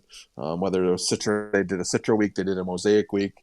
They now do a southern hemisphere like Nelson inspired week. Obviously Green City is their huge IPA festival, so they'll do a ton of collabs for that. Every year's anniversary, you'll see they do their anniversary like over a month. So I think this year the first week was all Freaky Friday releases, so all beers that they made that were other people's flagship beers or other weird hoppy beers that they were doing like the other half version of. The next week was all of the new collabs, and then the next week was all the crazy triple IPAs. I think they did 5 or 6 triple IPAs this year. Because it's not other half. It's not a triple IPA. That's what they obviously kind of pioneered. So yeah, they have rotational stuff that they do. There'll be stuff that you'll see from time to time, but truthfully, they still are leading the pack with the amount of of beers that they're pushing out every week Insane. from that are new releases, especially because they have all the different locations now. So there's like a whole series of Philly beers that we don't see that all that often in the Finger Lakes. They'll ship them up here, so we get to try some of them. But so they're doing new beers in Philly because they have a gigantic system because they bought the old Goose Island location down there in Fishtown in Philly. Yes. And then they have a massive the DC system is just monstrous, and that's where like all the other half lagers are coming from. They're doing a lot of their stout production down there. Finger Lakes has really been known for all the wild ales that they've been doing because they have an offsite facility roughly like 10-15 minutes from the spot in East Bloomfield where all the fooders and all the barrels are sitting, and they also have a ton of cold storage there, so they use that as kind of the distribution hub. And that's where my buddy Zach there you met. You actually would have met him years ago too when you were at Tap Mallet, because he used to be the general manager over at Tap Mallet. Just one of the sweetest, nicest human beings on this planet. Was a groomsman at our wedding. Just I can't say enough nice things about that guy. And so yeah, he does all the distro kind of logistical stuff for the Finger Lakes location. Making sure the beer gets all the grocery stores and convenience stores and bottle shops and whatnot. So other half just has like they have specific beers that they make in each location. Like Finger Lakes does all the Chroma series, which are like some of the single hop stuff, and just whether it's a double, single, triple version. So I mean, there's obviously just what they're known for. And I think what's also really cool is that shows kind of like their commitment to quality. They poached and hired Steve Kaplan, this gentleman who actually used to be the brewmaster at Genesee, who is now their head of beer production. So it's his job to go amongst all of the other half locations and make sure, like the beers in still taste like other half beers, that the beers in DC still taste like other half beers. And it's just, I mean, I can't think what a cool job that is to get to travel a little bit, but also just make sure that, beers are, no matter what location they're coming from, are still going to have, that characteristic other halfiness, whatever you want to call it. I mean, you open another half, you drink another half beer. I love that. That is cool as shit, bro. I love hearing about this. I'm sort of like enamored with the brand. I almost feel like they were like the first sort of like big haze brand in the States that I was really sort of into, because it was probably the first I went to personally. Obviously I know Trillium and Treehouse. Definitely one of the originals. With Treehouse and Trillium, we're definitely up there with Hill Farmstead and Alchemist too, obviously. Of course. With Heady Topper being like, the original hazy beer, but that beer's what, 19, I think the first batch of that beer came out in 2004. So, that beer is almost 20 years old now.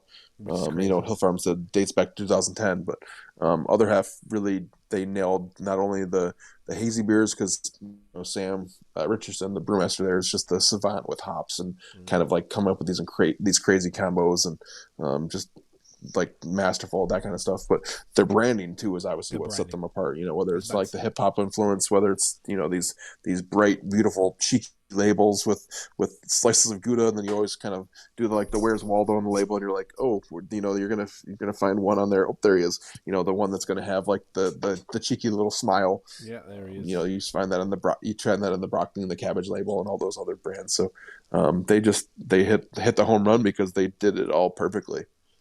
I couldn't agree more, man. Particularly with the hip hop thing, and it's something that we talk about here a bunch that I think is important. That I've spent a bunch of time in the Brooklyn tap room, and I'm not we've been to a lot of breweries just like you have, like traveling and doing all the different things, and I find that like hip hop is obviously, that's why I moved to Canada. We've been making hip hop music for 21 years now. Fucking hell, we're old. Amazing.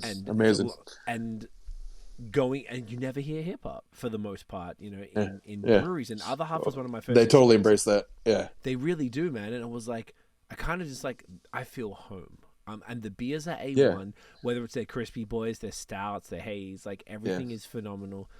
The branding is, I don't know, I just really appreciate the brand. So to me, this last trip going to both of those locations, even like, I think Jared was like, oh, you don't need to go to Buffalo, Other Half, bro, we're going to go to Finger Lakes one. But I was like, I have to go. I need to go to this shit. And I just want to see it. And I know they're about to move too. And it was a different vibe too. It was completely different. And to be honest, it was the last stop of the day, and I was fucked up on that night on Saturday by the time we got there. Good lord. That'll happen. You know how it goes when, brewery hopping all day. It is what it is. But yeah, man, I'm just super But impressed with the brand. thank goodness for yeah, exactly. DDs. But thank goodness for responsible lady friends. Yeah, Shasta Page, our friend Yeah. Paige is pregnant. She's also Jared's wife, and she. Just a trooper and a wonderful human being. I didn't even think about if we weren't hanging out with all of y'all that day. I was like, I don't know if I guess I probably would have got Ubers or something. And after driving this shit is far as fuck between everything because I forgot how far. Oh yeah, I mean, other half is 40 minutes from downtown Rochester. I mean, that'd be a really expensive Uber. Yeah, well, it would have been. Yeah. We went to Mortalis first. We went to Mortalis and then we went to over there. So very grateful for Paige for that. But it was really cool just to see all the facilities and to still feel. I guess my point was that, the amount of time I spent in the Brooklyn tap room and then going to Buffalo and then going to Finger Lakes, I'm like, they've captured that same vibe, even if it's like the small things where it's the chalkboard, how they have little drawings and stuff next to the name of the beer and the the absurd range of merch, which just feels like it's continuing to get. But I really, because I was lit too, I really had to hold back because when what it's like, you get a bit drunk, you're like, oh yeah, I could do that T-shirt. That hat looking pretty good right now, and so I got the coffee instead. I got a couple bags of the coffee, which I haven't cracked yet, but I'm very excited to get into. Yeah, but that's much more useful, right? Yeah, much more. Yeah, so you need another brewery T-shirt, but yeah. Right, exactly. So I was like, oh man, I was more looking at the hats, but yes, you know what I'm saying exactly. Yeah, so you get there. I know you roll. You know exactly. One of the things you and I were talking about off, like on Messenger the last couple of weeks was you had a bit of a role that you played in helping them with the location and helping. Can you just like maybe speak to a bit more to sort of what you contributed to all of this? So other half was first attracted to Rochester because this is dating back 6-7 years ago or how long it was. They were doing all of those mobile can sales across New York State, which was just genius. Genius. Whether it be in Syracuse or Buffalo or down in Long Island or in Albany, they would just truck 300-400 cases of beer and then just do like a mobile pop-up sale at a bar and then do a tap takeover and just turn it into like a little mini. Not even a mini, it was huge, but like a other half festival site for the day. But they did 2 of those at Tap Mallet in Rochester.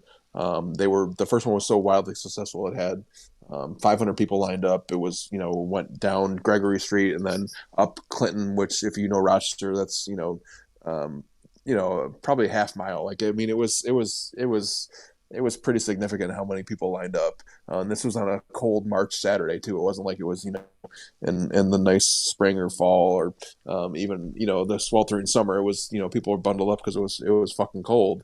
And they just did it was a massive success.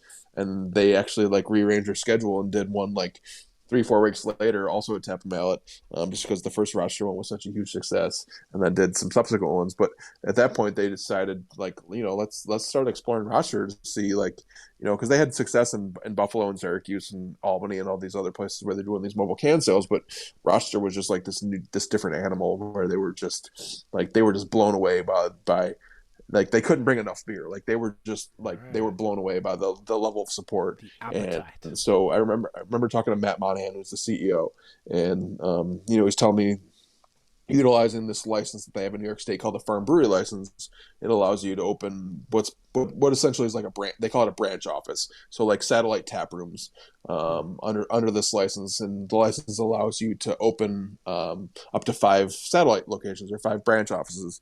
So they're originally going to open a place probably in the city of Rochester that would kind of be like a can depository with like a gigantic walk-in cooler that they could use it kind of like an upstate like base of operations, a point where they could just have cans at this place. They would have a tap room, but it would allow them to just do these mobile can sales a lot easier because they would be able to store stuff up in Rochester.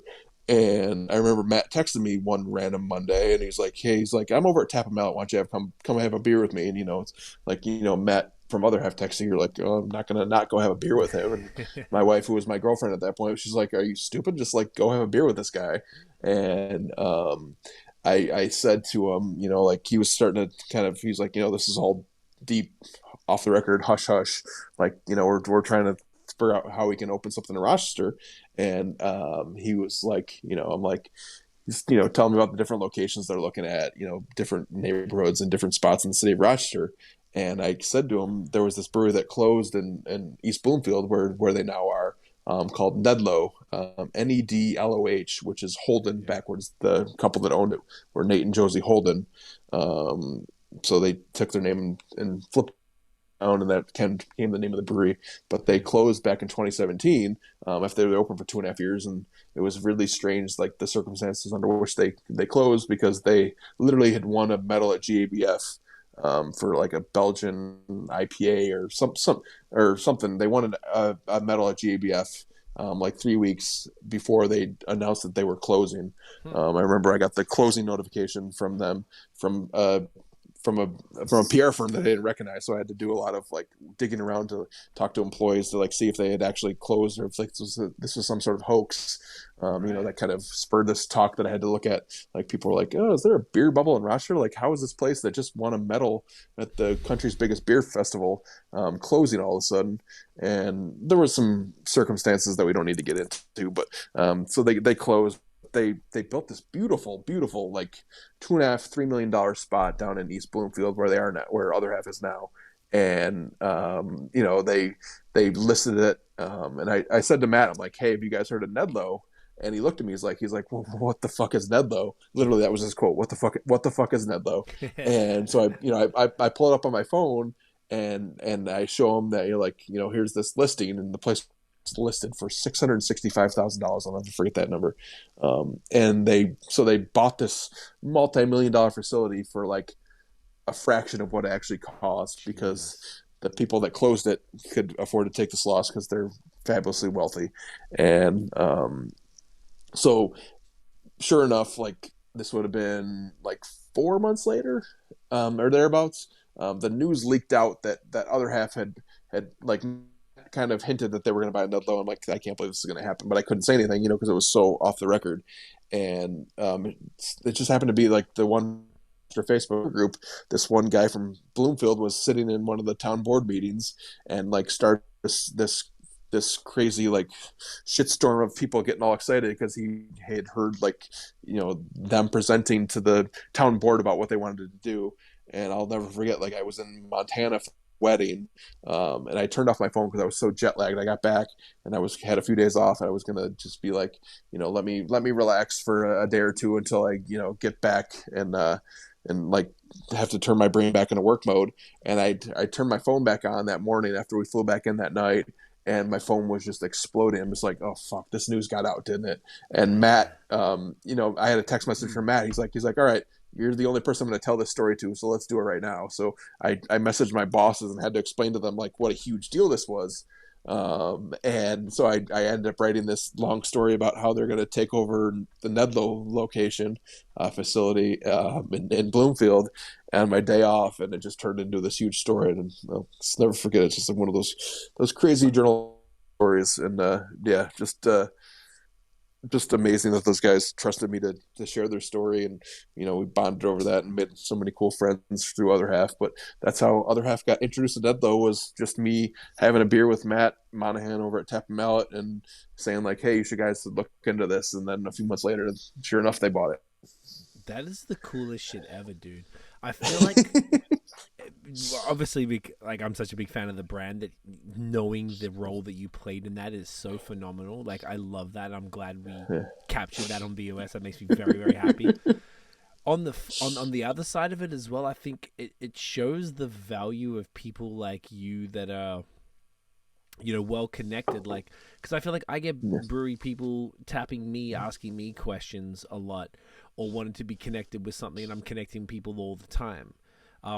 And I imagine you're doing the same thing, and that's a fantastic. That is such absolutely like an outlier example of how valuable that it network is. But you could be like an ambassador with, it's not like, it's like, it's one of the coolest moments of my life. It's not something I can put on my resume though, right? But it's kind of cool to think that I helped, bring this world-class brewery to this spot in Rochester, and it's one of those surreal, just like, holy shit, that actually happened type things. It's right up there with when I helped connect Rochester or other half to Genesee, because actually the other half guys are just gigantic Genesee Cream Ale fans actually, and I helped connect them to the folks over at Genesee.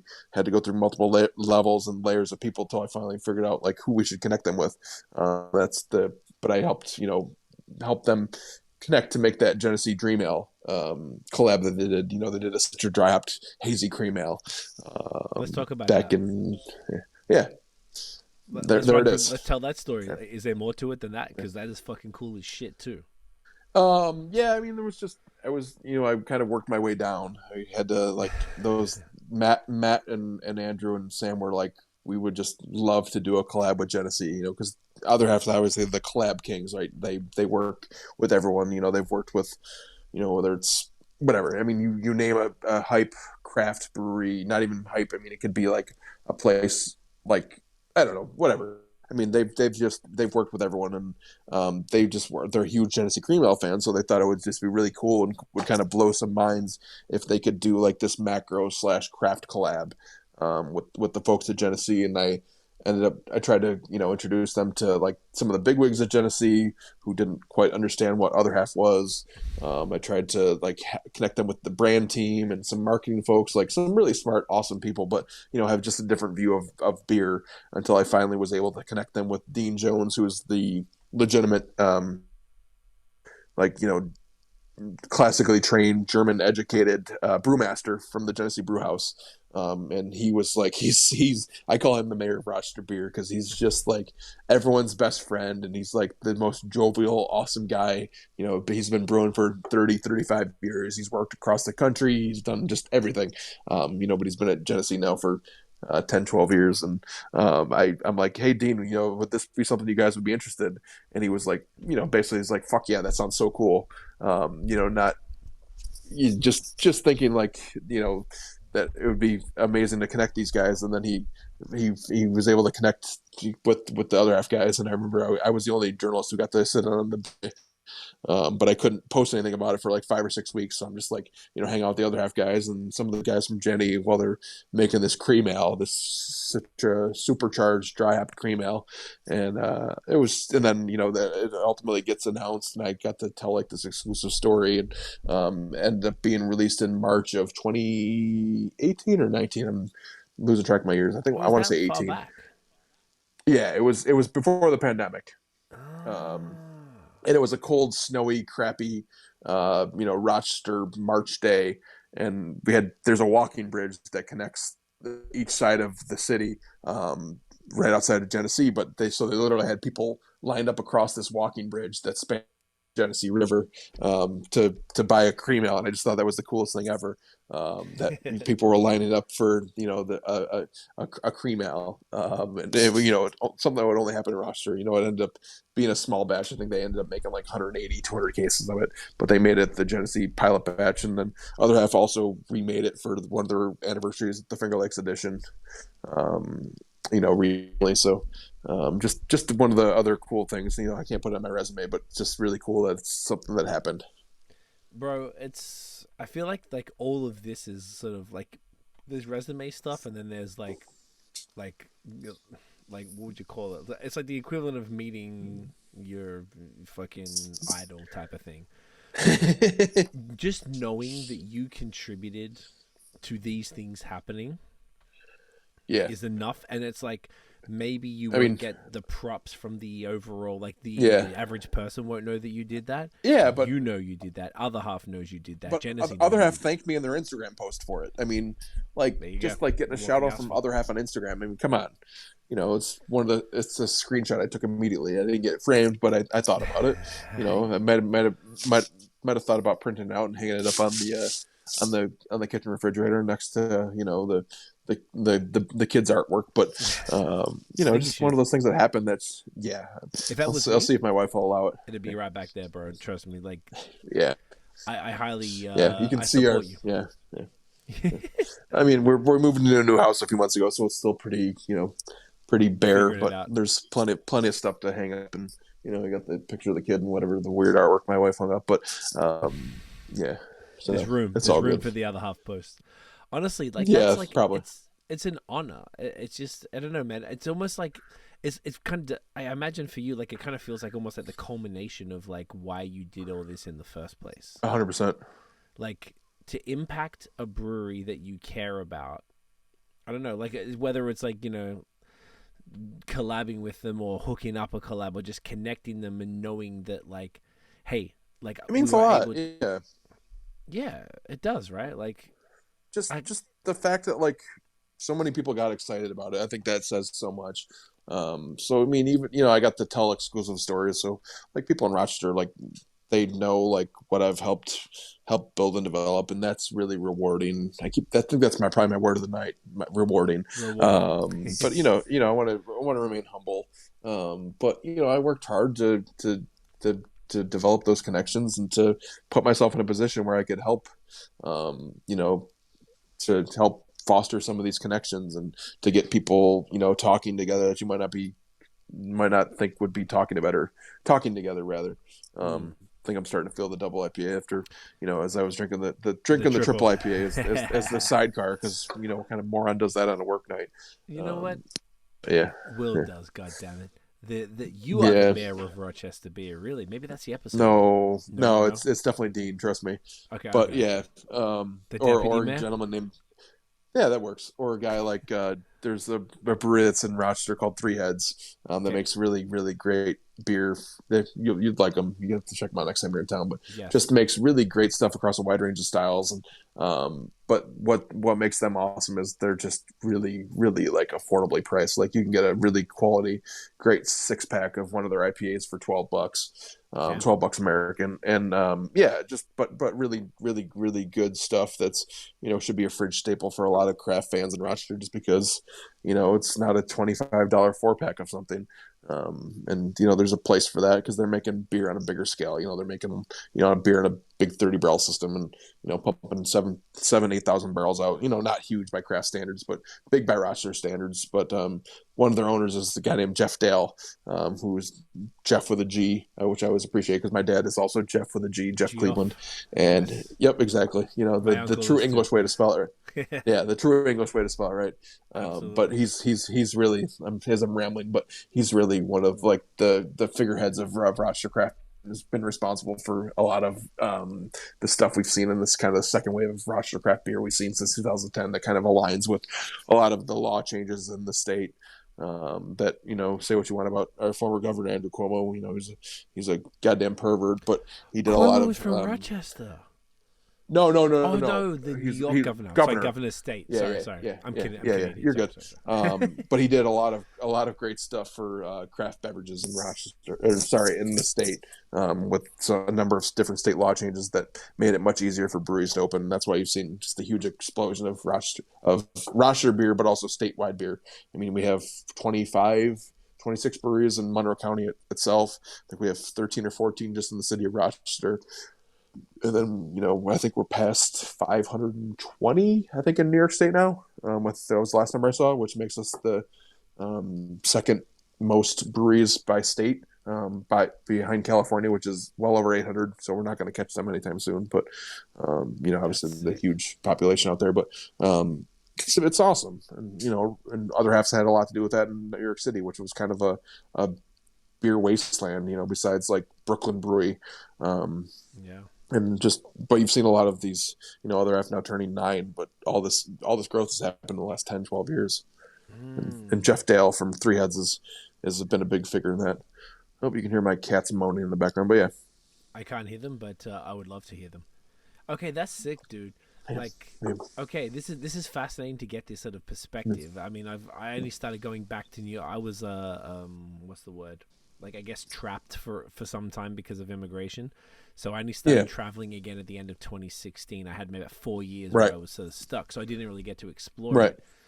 And New York City, I really got to sort of tap, like obviously other half Brooklyn Brewery, Threes, fucking, Equilibrium and Greenpoint and blah blah blah. There's so much stuff there, and I feel like that was sort of like the beginning of it, and it's like you mentioned the second wave started around 2010. Would you say that there was, to me, the second wave in Rochester, anyways, was for that? Okay, would you say that?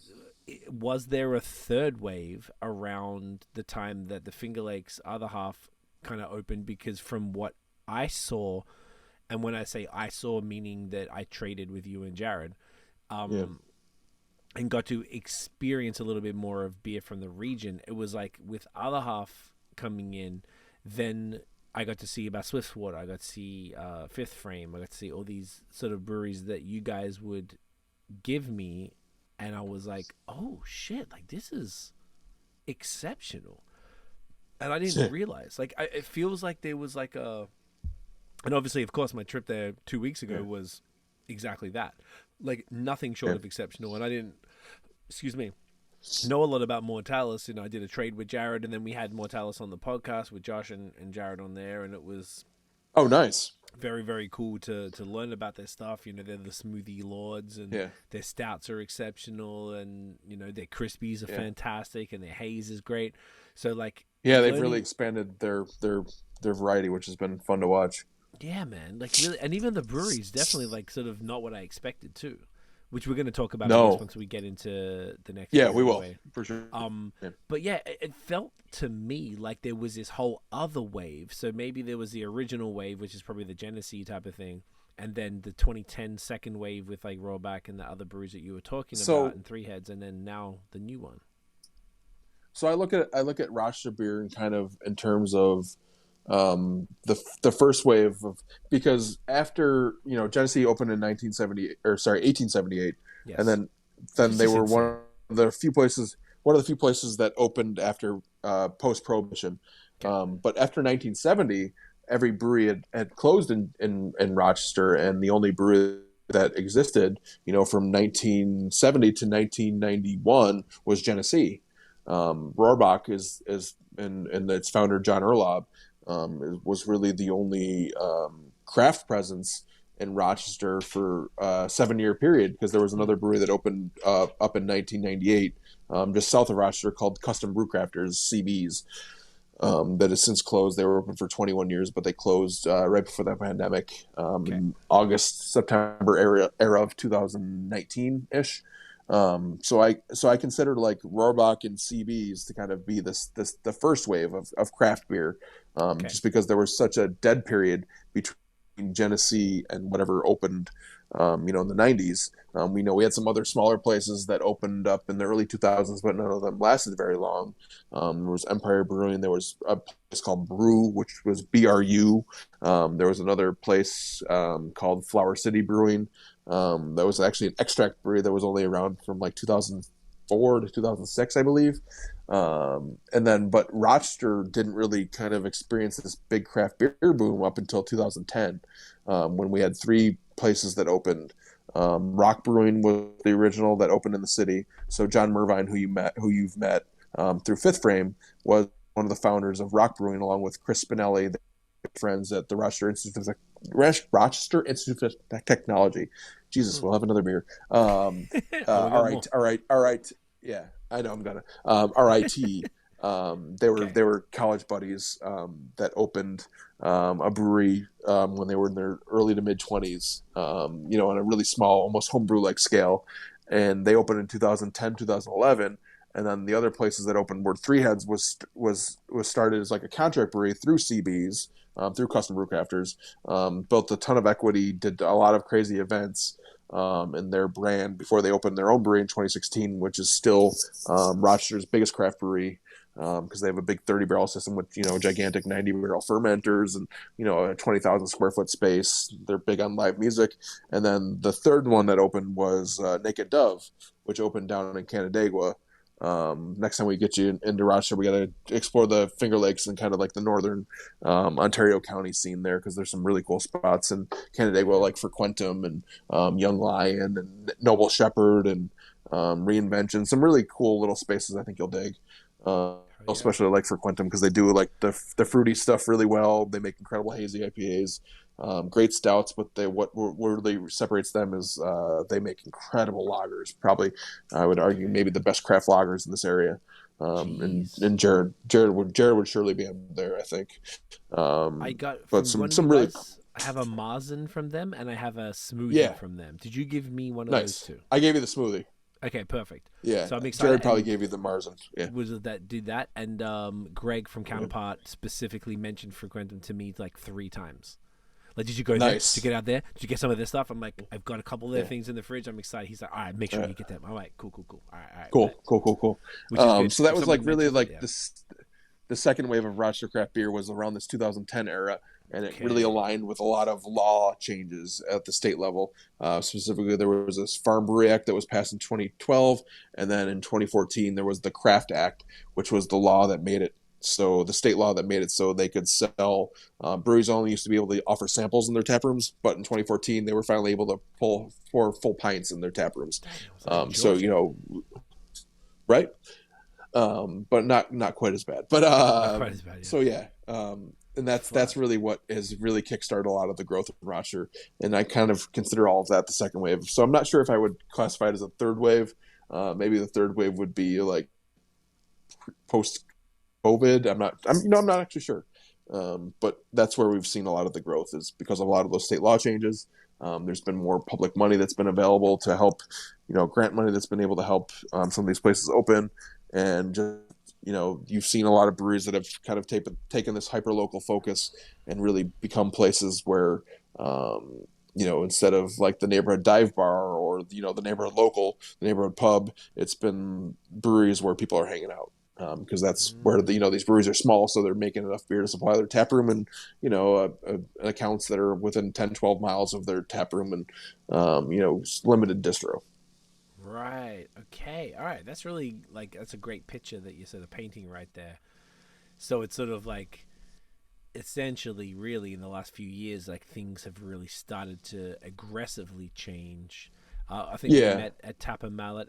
If I'm not mistaken, it was December 2018. And Tap Mallet was a pub in the area that had, I was cruising through. We ended up staying in Rochester that night. We were staying in Niagara-on-the-Lake, and we were like, let's drive back to Montreal through upstate. And there was like a snowstorm. Yeah. So we went to Buffalo, then we went to Rochester to meet you, and then we were like, oh, this is kind of bad. We probably can't make it back. Let's just stay overnight. Yeah. And we also got after it. Yep. Oh yeah, we did. We went to Tap Mallet. I remember I crushed a whole bunch of other half there, which I was very impressed with. Like the tap list was fantastic. The vibe was it was weird because it was like an old English pub, but with incredible modern craft beer on tap. Yeah, but it's Joe McBain, the owner there, is from Sheffield in the UK. Because there's this really cool pioneering pub that's in Rochester called the Old Toad.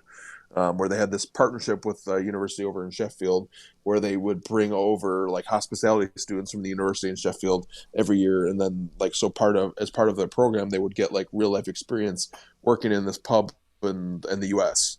But a lot of those folks actually end up staying in the U.S. One of them's Adam Keith is the head brewer at K2, the one I was talking about with their Wild Ales earlier. There's Jules and Rob, who work for one of the local distributors, but Joe came over to work here in 2000. And just never left, and now is a U.S. citizen. But he was responsible for, just a towering pioneering figure in Rochester beer because he, opened this place that was, about curation and just great pub food. I still miss their Cuban sandwich all the time, stuff like that. So, and then Joe was the original presenter / curator, if you want to call it, for the Rochester Real Beer Expo, which we'll talk about in a second, I'm sure. But we should, we're yammering. We are, but that's okay because that's what happens when you drink a bunch of beer and you talk shit for hours. I knew this was going to get exciting. So, the fourth beer that we chose was I want to make sure that we represented for Mortalis, which has become one of my favorite breweries. Oh yeah, you got it. In New York State, period. Also, big shout out to Jared for this one. So this is, I imagine we have the exact same one because I looked it up. I didn't. We do. You told me what you were gonna get, and then I went to the Mortalis has a tap room in the city of Rochester now called the Richmond, where I can go and get like a mixed 4-pack of stuff. But yeah, so I grabbed one of their smoothies, and I love this series because they just do such weird, cool stuff. I mean, it's just super the flavor combinations they come up with, and it's amazing, like what they do, truly. Yeah, They have but some you of the want to best talk them smoothies. through the beer? Oh, well, let's talk. I mean, this one. So Gemini. So Mortalis are known for. They're in Avon, New York. So it's a little bit south of about 30 minutes south of Rochester. Yeah. They have their smoothies are just disgusting. I don't even know what they do. I've never tasted smoothies like this in my entire life. Nothing tastes like this. This particular one has strawberry, tangerine, and waffle cone. It's 7%. When I first did the trade, Of course with Jared, it does.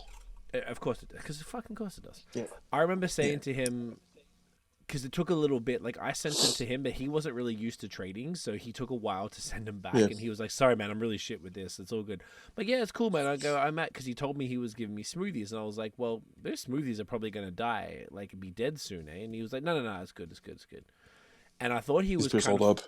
I thought he was full of shit, because smoothies inherently seem to have a shorter lifespan. Yeah. But these did not. He sent me smoothies, I swear to God, bro, that were like a year old, and they tasted like they were made 2 weeks ago. It was crazy. Yeah.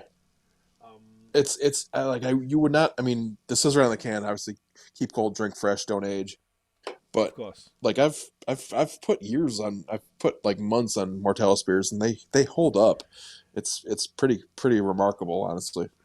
It's extraordinarily remarkable. I don't know what they do. I don't understand what they do in here. I couldn't tell you. It's wild. Yeah, I mean, Jared and Josh could speak to that. Yes, a lot more, but it's just super cool to see. So vibrant. So Tangerine pops, strawberry so good. Pick up the waffle cone on the finish. Yeah. Sorry, I'm speeding ahead of you there. No, do it. I got to do the content, bro. So I'm doing the content, and then I'm going to talk it through it. It's you're going to tag me in an Untapped post. I'll cheers it, and then we'll talk about the beer. I normally didn't do that, but I started doing the Untapped thing just during the podcast because it saved me doing it. Yeah. Because it's always You're like a machine, a whole thing. man. I'm just trying to keep up with it. So first of all, bro, cheers. This is I'm loving this. This is great. Cheers, brother. Yeah, I mean, look at that color. Yeah, cheers. I froze because my camera died, so I'm gonna swap out the battery real quick. No worries. Look at that. The laptop for now. But okay, so this one, like I said, tangerine, strawberry, waffle cone, exactly how you described. Like you can get I feel like with whatever they have in the beers, you can always get all of the flavors. Yeah, exactly. I don't know how many Canadian smoothies that you've had, but I find that the Canadian ones are less sweet than the American ones. I'm not saying that in a judgment call. It's just something I've noticed. Just something you picked up stylistically. Yeah. And I said, because I have my friend Nathan's, he co-hosts a lot of the podcasts with me. He's in Ottawa. Yeah. So I split a bunch of the beers, like the 4-packs. I got a 4-pack of the Bath Bomb, the fruited sours from Fifth Frame. Yeah. And I got that, opened it up, so I split that with him. And because Jared was so generous and gave me like a case of Mortalis, it was like 2-3 of some of the beers. So I threw a bunch of those in for him. And I was like, bro, you're going to lose your fucking mind because you've never, ever had a smoothie like this before. They're just the most unique things that I've ever tasted. It's like, I don't even really know how to describe. Have you had any of the Canadian stuff, like from Brewski, from Messorum, from Bellwoods? I've had a few from Messorum. I've had 1 or 2 from Bellwoods. I've had what's the 10W40, whatever the series from. Is it Rorschach? No, it's not Rorschach. It's There's Rorschach has some. Shit. Yeah, but no, there's not Small Pony. Small Pony, yes. Yeah, with the IKEA. Yeah, I've had a few of those.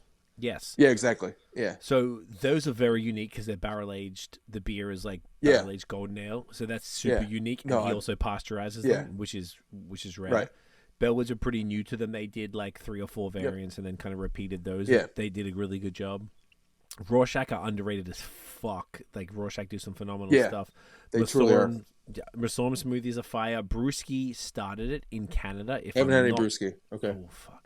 I don't really get them very often, obviously, because they're in Montreal now. But nice. They are exceptional with what they do, and obviously Third Moon with their Epoch series. I know that Yeah. Counterpart does smoothies. I actually haven't had any Counterpart smoothies yet, but the Canadian ones I've noticed are just so different. And I haven't had that many American ones. I had Trillium, I had Mortalis ones.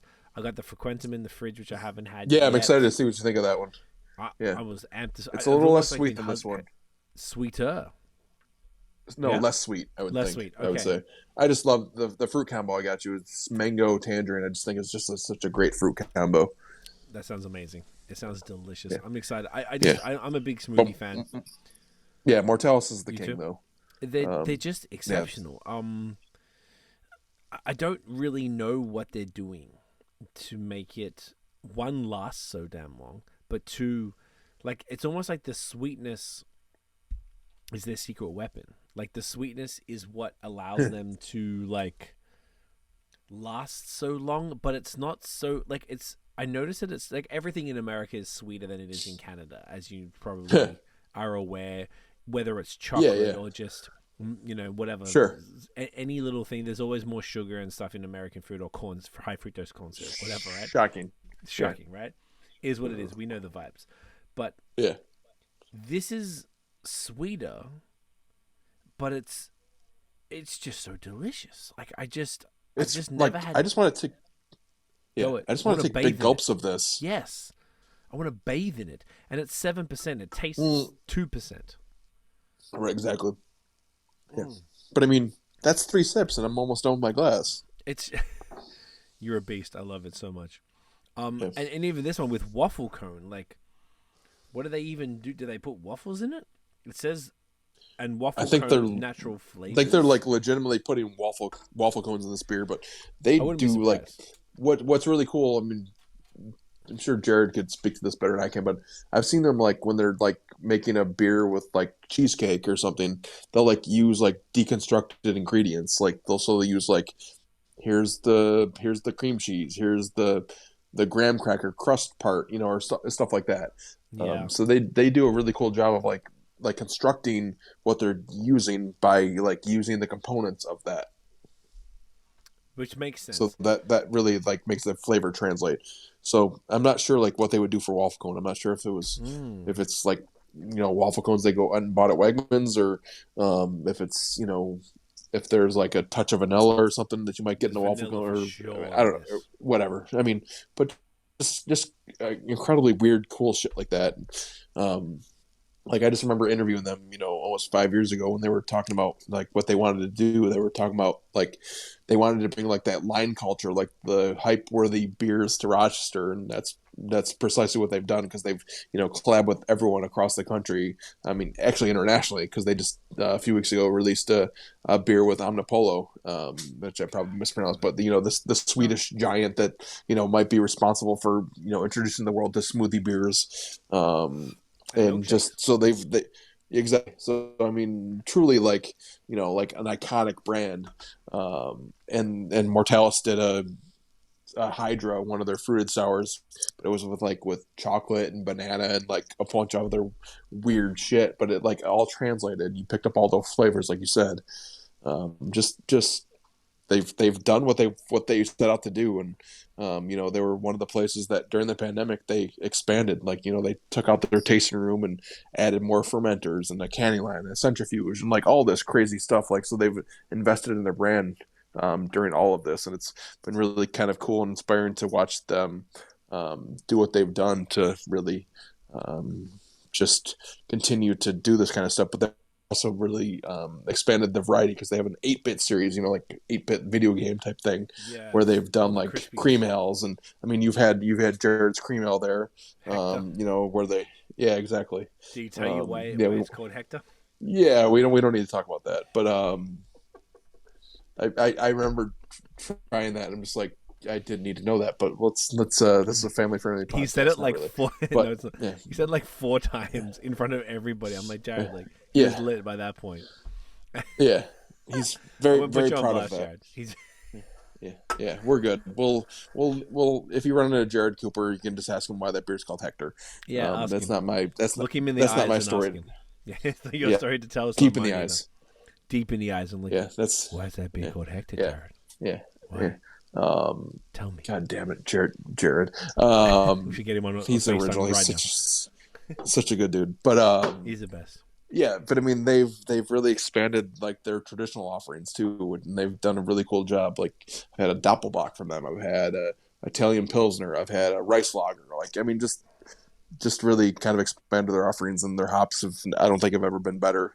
I think they learned quite a bit from some of the crazy collabs they do, with whatever brewery they're working with. They pick up tips and hints and stuff like that. So just really cool to see like what they've brought to the Rochester beer scene, but also like how much their brand has expanded and like gained this notoriety, not only across the country, but across the world. I couldn't agree more, man. It's impeccable. They're just such a dope brewery. I'm such a big fan, and I hadn't like I was mildly aware of them, and because I knew Jared before he worked there. Yeah, exactly. It was super cool to know that when he was working, I was like, oh, okay, this guy's all right, cool. And I'd heard about them. I heard started to hear on the hype, and just they just really owned the space, and it was really cool. Like you said, I feel like them plus other half being in the area was just like, I don't know, really important to the scene. It feels like for me, like absolutely. They really brought something to the landscape that was different and necessary. And I know, like, I had a couple of other half smoothies, and I'd never even seen other half juice smoothies before. And then now, yeah, I wonder if that was because they knew that there was in Rochester. We got people like Mortalis that are just doing A1 shit. Maybe. I mean, it's probably not a coincidence. Let's put it that way. It's just like. Yeah. It's just glorious. Fuck, it's good. It's just like, man, I've been getting a lot of more heartburn recently because since coming back, I got so many smoothies, and I hadn't really drank as many smoothies prior, and I forgot that it kind of like all that fruit kind of like hits you like that. It's glorious. I don't mind Pepto-Bismol all day.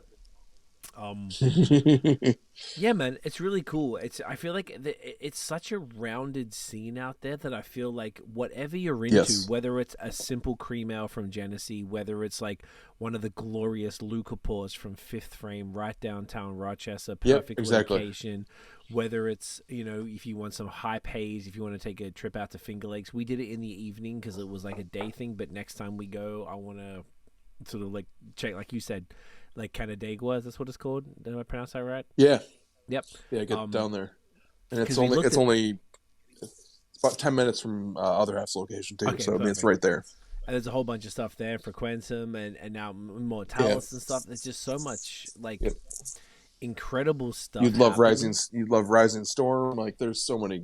You gave me one of their beers, one of the stouts, I think. Yeah. One of the.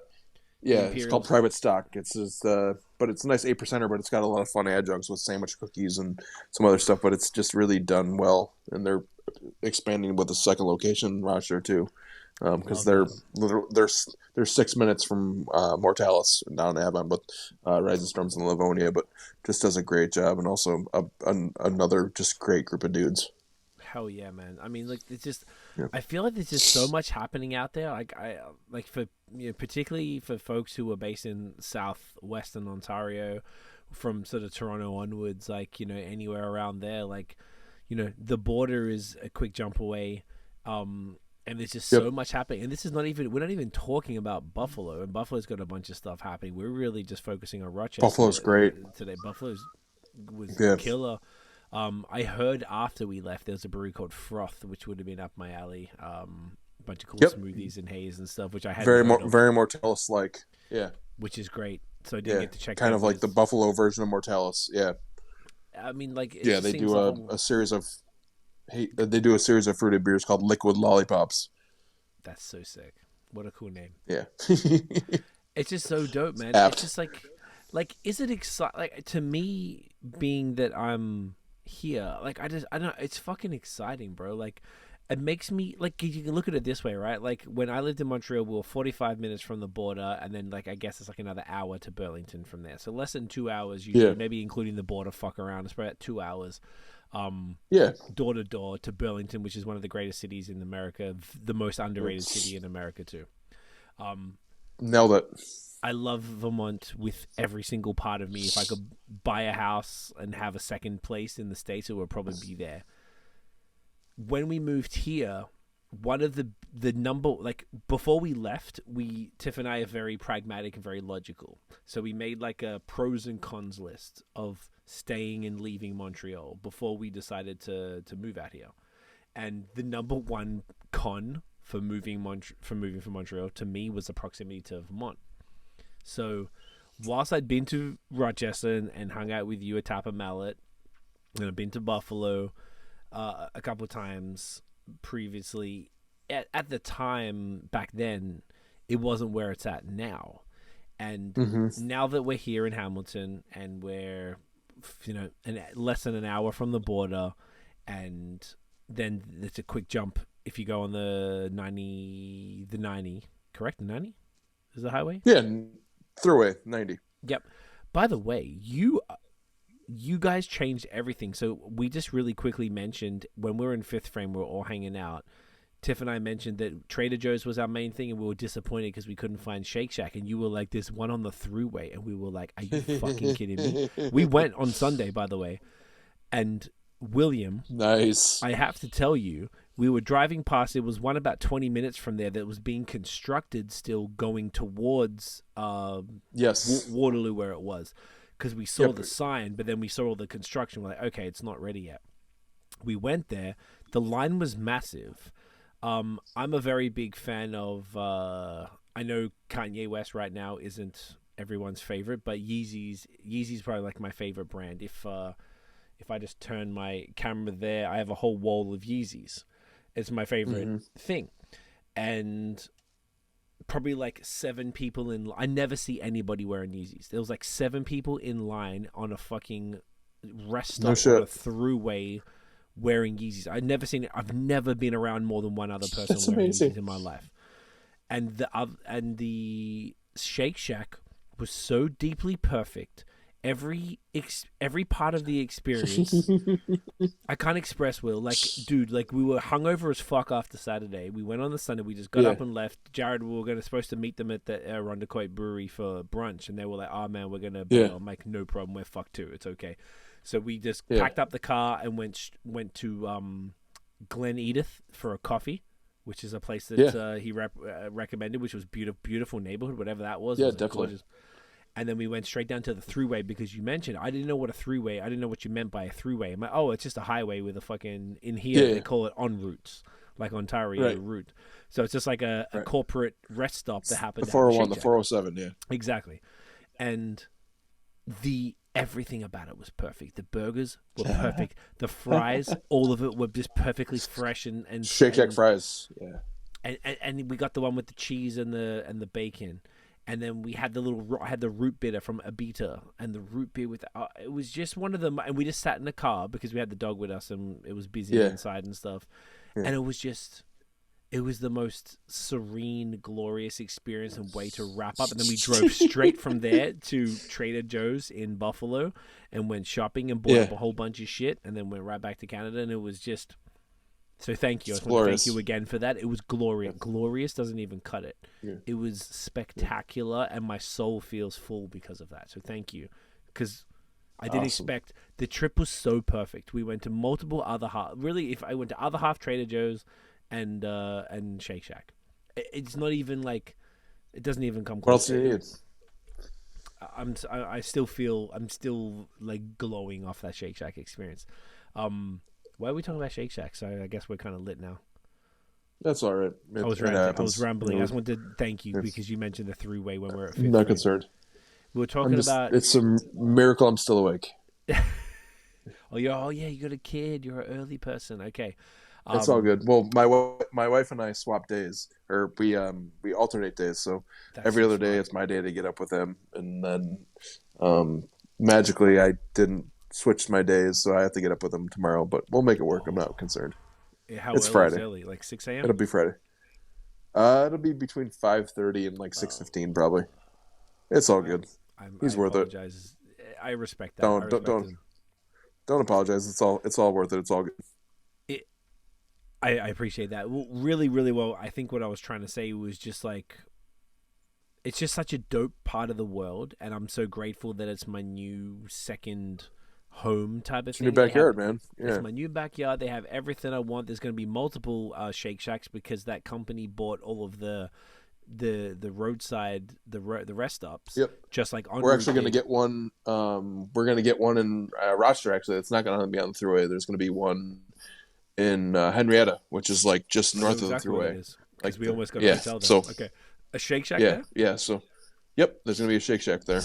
So you won't even have to get on the the toll road there. You'll be able to just, once you get off, you'll be able to. Yeah, it's like there's Chick-fil-A. There's a whole bunch of different stuff out there.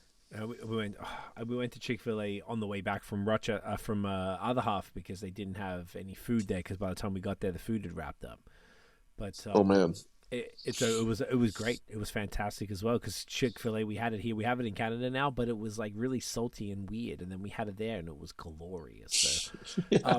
So either way, I'm just such a fan of the region. I feel like you're such a great ambassador for Rochester Craft That's the goal. and everything about Appreciate that, bro. And I appreciate you, and I feel like I had such a great experience there, as I expected to, and I can't fucking wait to get back.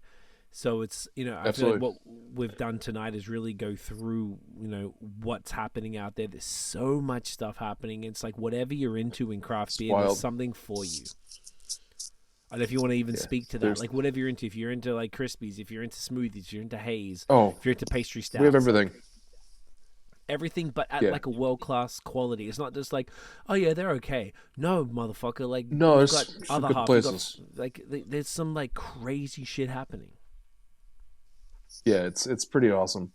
And it's just all been like, Toronto's beer growth and Ontario kind of mirrors the same thing. It's like we were kind of like late adopters to all of this, because you see like Denver and San Diego and Portland, Oregon, or Portland, Maine, or whatever, all these places that have had like 20, 25 year histories with all this craft beer. And then you see Rochester, everything is really kicked off in the last 12 years, and Buffalo's been the same way.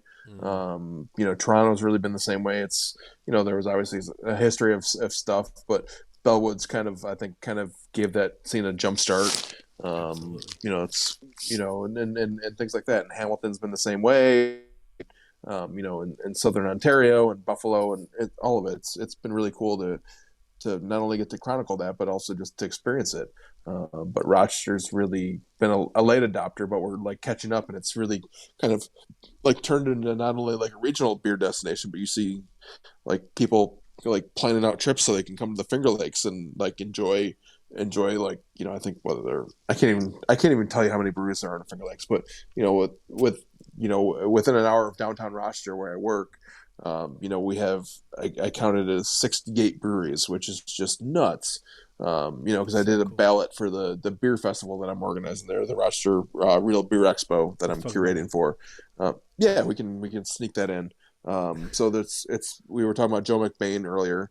The Tap Mallet god, just like one of the coolest people I've ever met, but just one of the monumental like Mount Rushmore figures of Rochester craft beer, because he just did so much to introduce Rochester to like so many different incredible breweries. Like he was like the first time you ever saw Suarez Family Brewery pouring in Rochester was at Joe's place. Like he would just travel and bring back all these amazing like world-class beers that Rochester hadn't gotten to experience. But for 10 years he organized this festival called the Rochester Real Beer Expo, which used to be part of Rochester Craft Beer Week, that no longer really exists. But the signature event, the Rochester Real Beer Expo, still lives on. And Joe decided to step away from that, and then he recommended me to step in as curator through the Business Association of the South Wedge, which is a really cool kind of hip bohemian neighborhood in Rochester. It's their biggest fundraiser of the year, but he recommended that I take over as the volunteer beer curator. So I've just been working my ass off since January to kind of line up just like the sickest, weirdest, awesomest Rochester beer festival you could ever possibly think of. And we're gonna have probably 70 places there. We're gonna have, like I shared with you, the tentative beer list that I'm not ready to make public yet, but and you were like, this is amazing. So that told me everything I needed to know. But so we're gonna have like 20 Yeah, Fuck, it's we're gonna so have good. 25 roster breweries. 25 roster breweries. It's going to take place on June 10th. About 25 roster breweries, another 40 to 45 places from outside of the market. So I think I'm going to have 7 or 8 from Buffalo, a few from Syracuse, some places up in the Hudson Valley, Albany, New York City, some cider, some kombucha. I'll have a bunch of places pouring in roster for the first time. Lined up some places from Pittsburgh, Connecticut, New Hampshire. I'll have hopefully pretty certain we'll have 4 places from Ontario. Bellwoods Let's is go. confirmed. We'll have hopefully Counterpart. We'll have Godspeed, and then we'll also have Blood Brothers, which I'm just ecstatic about. It's just There were a few other places I wanted to line up, but I know it's a pain in the ass to get over that border with beer, so we're going to make it work. But I'm ecstatic that we're going to be able to feature Counterpart, hopefully for the first time ever, in upstate New York. Godspeed already has distribution here, and Blood Brothers is soon to have distribution here, which is going to be just huge. I think they're going to crush it in this market, especially being so close to Rochester.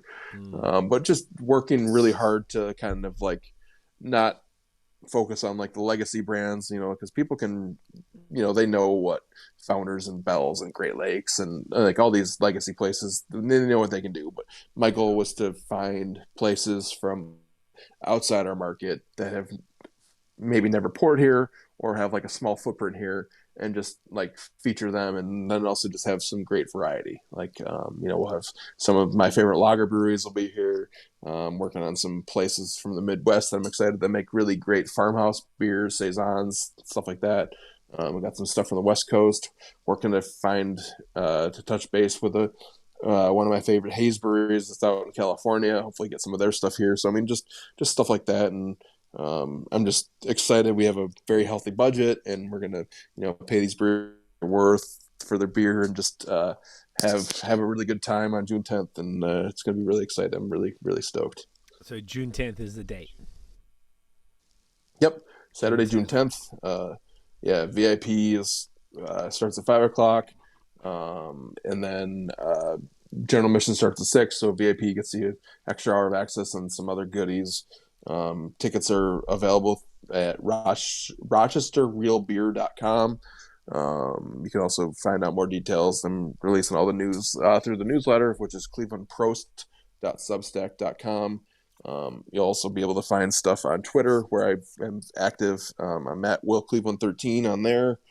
So yeah, I'm excited and scared. It's my first time doing a beer festival, but just trying to, like I was saying earlier, just champion the stuff that I love, and shine a light on stuff that's cool, and give people a new experience. That there's places that have been available in Rochester for decades, but I think it's just cool to show a place that that's small but people might not be aware of, but is making world-class beer on a tiny system, 5 or 6 hours from here, or something like that. So that's kind of been my goal. Dude, that's awesome, man. June 10th. Okay. That was one of my main questions, was when is this festival? Yeah, man. I feel like I'm gonna be around. I want to come through for that. Like, I'm not even into beer festivals as much as I used to be, but like the list I don't that you blame shared with me is, yeah, you know what it's like, because it's like I don't feel like it's the optimal well, situation to. it's gonna be nice. Yeah. Well, it Sorry, depends what you're cutting trying you to off. do. No, not at all. Like, but it's the summer. You're in Rochester. There's that lineup.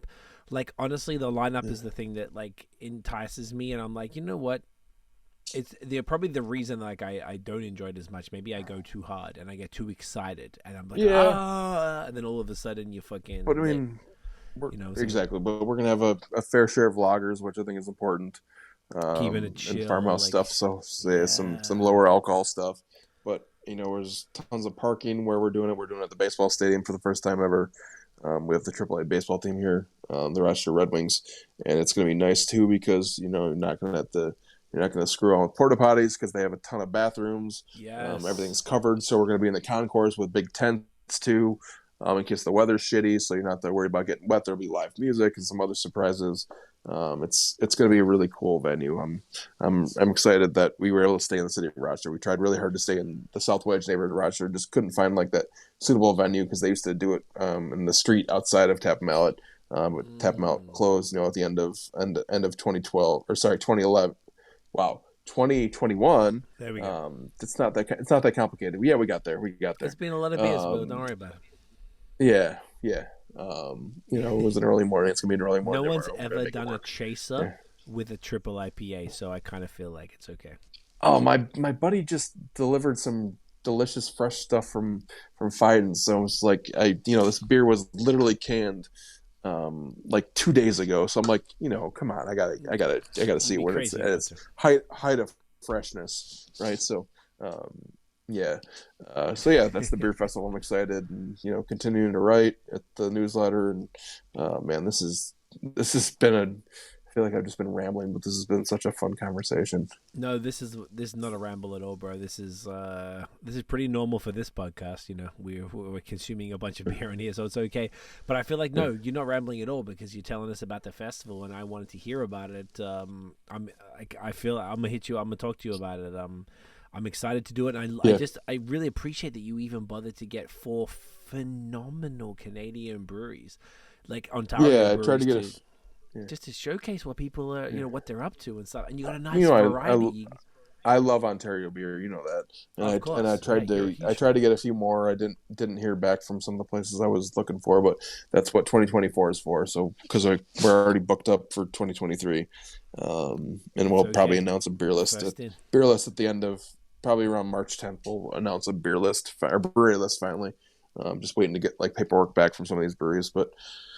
Yeah, it was very important to me to make sure we showcase, stuff that's, within 2 hours of Rochester, because there's so much great stuff that's going on in Ontario.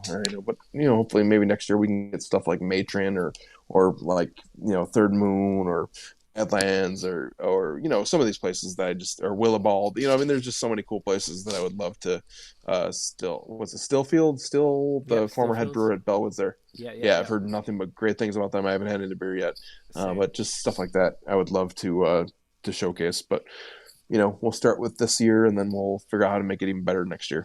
I love it, bro. I think it's super cool. It's very exciting. And you already kind of mentioned everything, but we'll wrap this up here, then we'll finish up off air. But was there anywhere else? So you mentioned that people can sign up for the Substack. It was clevelandprost.substack.com. They can sign up. Yep, Prost, Prost. Yep. Yeah, like cheers. I had a smart follower that came up with that on Twitter. So I was trying to figure out what the name for the newsletter should be, and it worked out really well. And I had my buddy design the logo, Tony Walker, who actually does all of the labels for Fifth Frame and for Quantum. Actually, does all their beer labels, and he was nice enough to do like a cool like newspaper looking logo for me. What a champion! So make sure you follow Will, and it's at Cleveland Rock ROC on Instagram as well. Make sure you check out Will and stay on top, man. Look, bro. Honestly, I value you. I think you're a great human being, and I think what you're contributing to beer out there is just impeccable, man. I just think you're a stand-up dude, and you really care, and I don't know. I think it's really sick. I've been I know we've known each other for quite a while now. Yeah, I've been following. I know we haven't hung out as much because of the distance and stuff, but I'm very much on top of what you're doing, and I just think you're just I don't know, you're just a valuable human being in craft beer, and I feel like what you're contributing is so dope, and to not only to Rochester but beyond. And it really just goes to show, we have a lot of mutual friends, and the way that people speak about you. In fact, I told Greg that I'm going to go see you, and he's like, "Oh, come by. I got stuff for Will." He's giving you, straight away. And I was like, okay, yeah, for sure. And I wasn't even surprised. I was like, yeah, cool, of course, Will, first of all, because everyone I know that I mention your name to, they're like, yeah, I fucking know Will. I'm like, of course you know Will. What I mean? I just think it's really dope, man. I appreciate you, and I look forward to doing. I feel like we could do this more often. I know we'll talk off air about some other ideas that we had, but at the very least, even if me and you checking in, if there's stuff happening, I would be honored to continue to have you back on, and let's just talk about beer in the region and just continue to showcase. Even if it's like we do it 2-3 times a year or something, just to like check in what's happening in Rochester now. what's going on, who are the breweries that we need to be checking out, just letting people know, because I know that we have a strong Ontario following and that people are going to just be zipping over the border, and we're coming into the first summer in 3 years where things have been fully open. Yeah, I'm so excited to come back into Canada. Yeah, it's time for everybody on that side to come back up here, and it's time for all the folks up here to zip back down there if they haven't already been doing that. So, particularly in the warmer weather, when things are beautiful. I've never been to Rochester when things are. I've been December and February, so I'm excited as shit to see it when things are green. So yeah, man, I just really appreciate you, and it's so sick. There's so many cool things you're doing, bro, and you're a legend, man. I appreciate you, and I'm excited. Thank you, man. It's all mutual. You know that. It's nothing but love. Nothing but love, my brother. So hang on to this. I'll wrap up. Oh shit, we need to take a thumbnail. Let's take a thumbnail. I'm gonna take a screenshot. Do you want to hold up some of the cans? I can do that. I can only ever hold like a couple. Wish I had the 2 fingers. Yes. Or if you get those ones, I got these ones. Yes, perfect. Boom. Beautiful. Right. There we go. All right, ready? Oh, hang on. Don't block the face there. Ready? I'm so bad with this kid. There we go. Hold on. There we go. Fucking A. There you go. There we go. You ready? Close enough. You gotta show that pretty face, buddy. Yeah, it's all good. People know what this ugly ass face looks like. I got it. All right, bro. Thank you again, everyone. Make sure you go follow Will everywhere. Guys, thank you so much for watching and listening. If you enjoyed the episode, smash the thumbs up. Hit subscribe below. Hit the notification bell so you know when all the new videos drop. Follow us everywhere at BAOS Podcasts. We have content going out daily, essentially, across every platform. And check out the long-form audio, Spotify, Apple Podcasts. If you enjoyed all of this, hit 5-star. Even if you hit the 5-star rating just for Will alone, I appreciate it. It helps us get found more in the algorithm. And you beautiful people, will see you in the next one. Get it in you.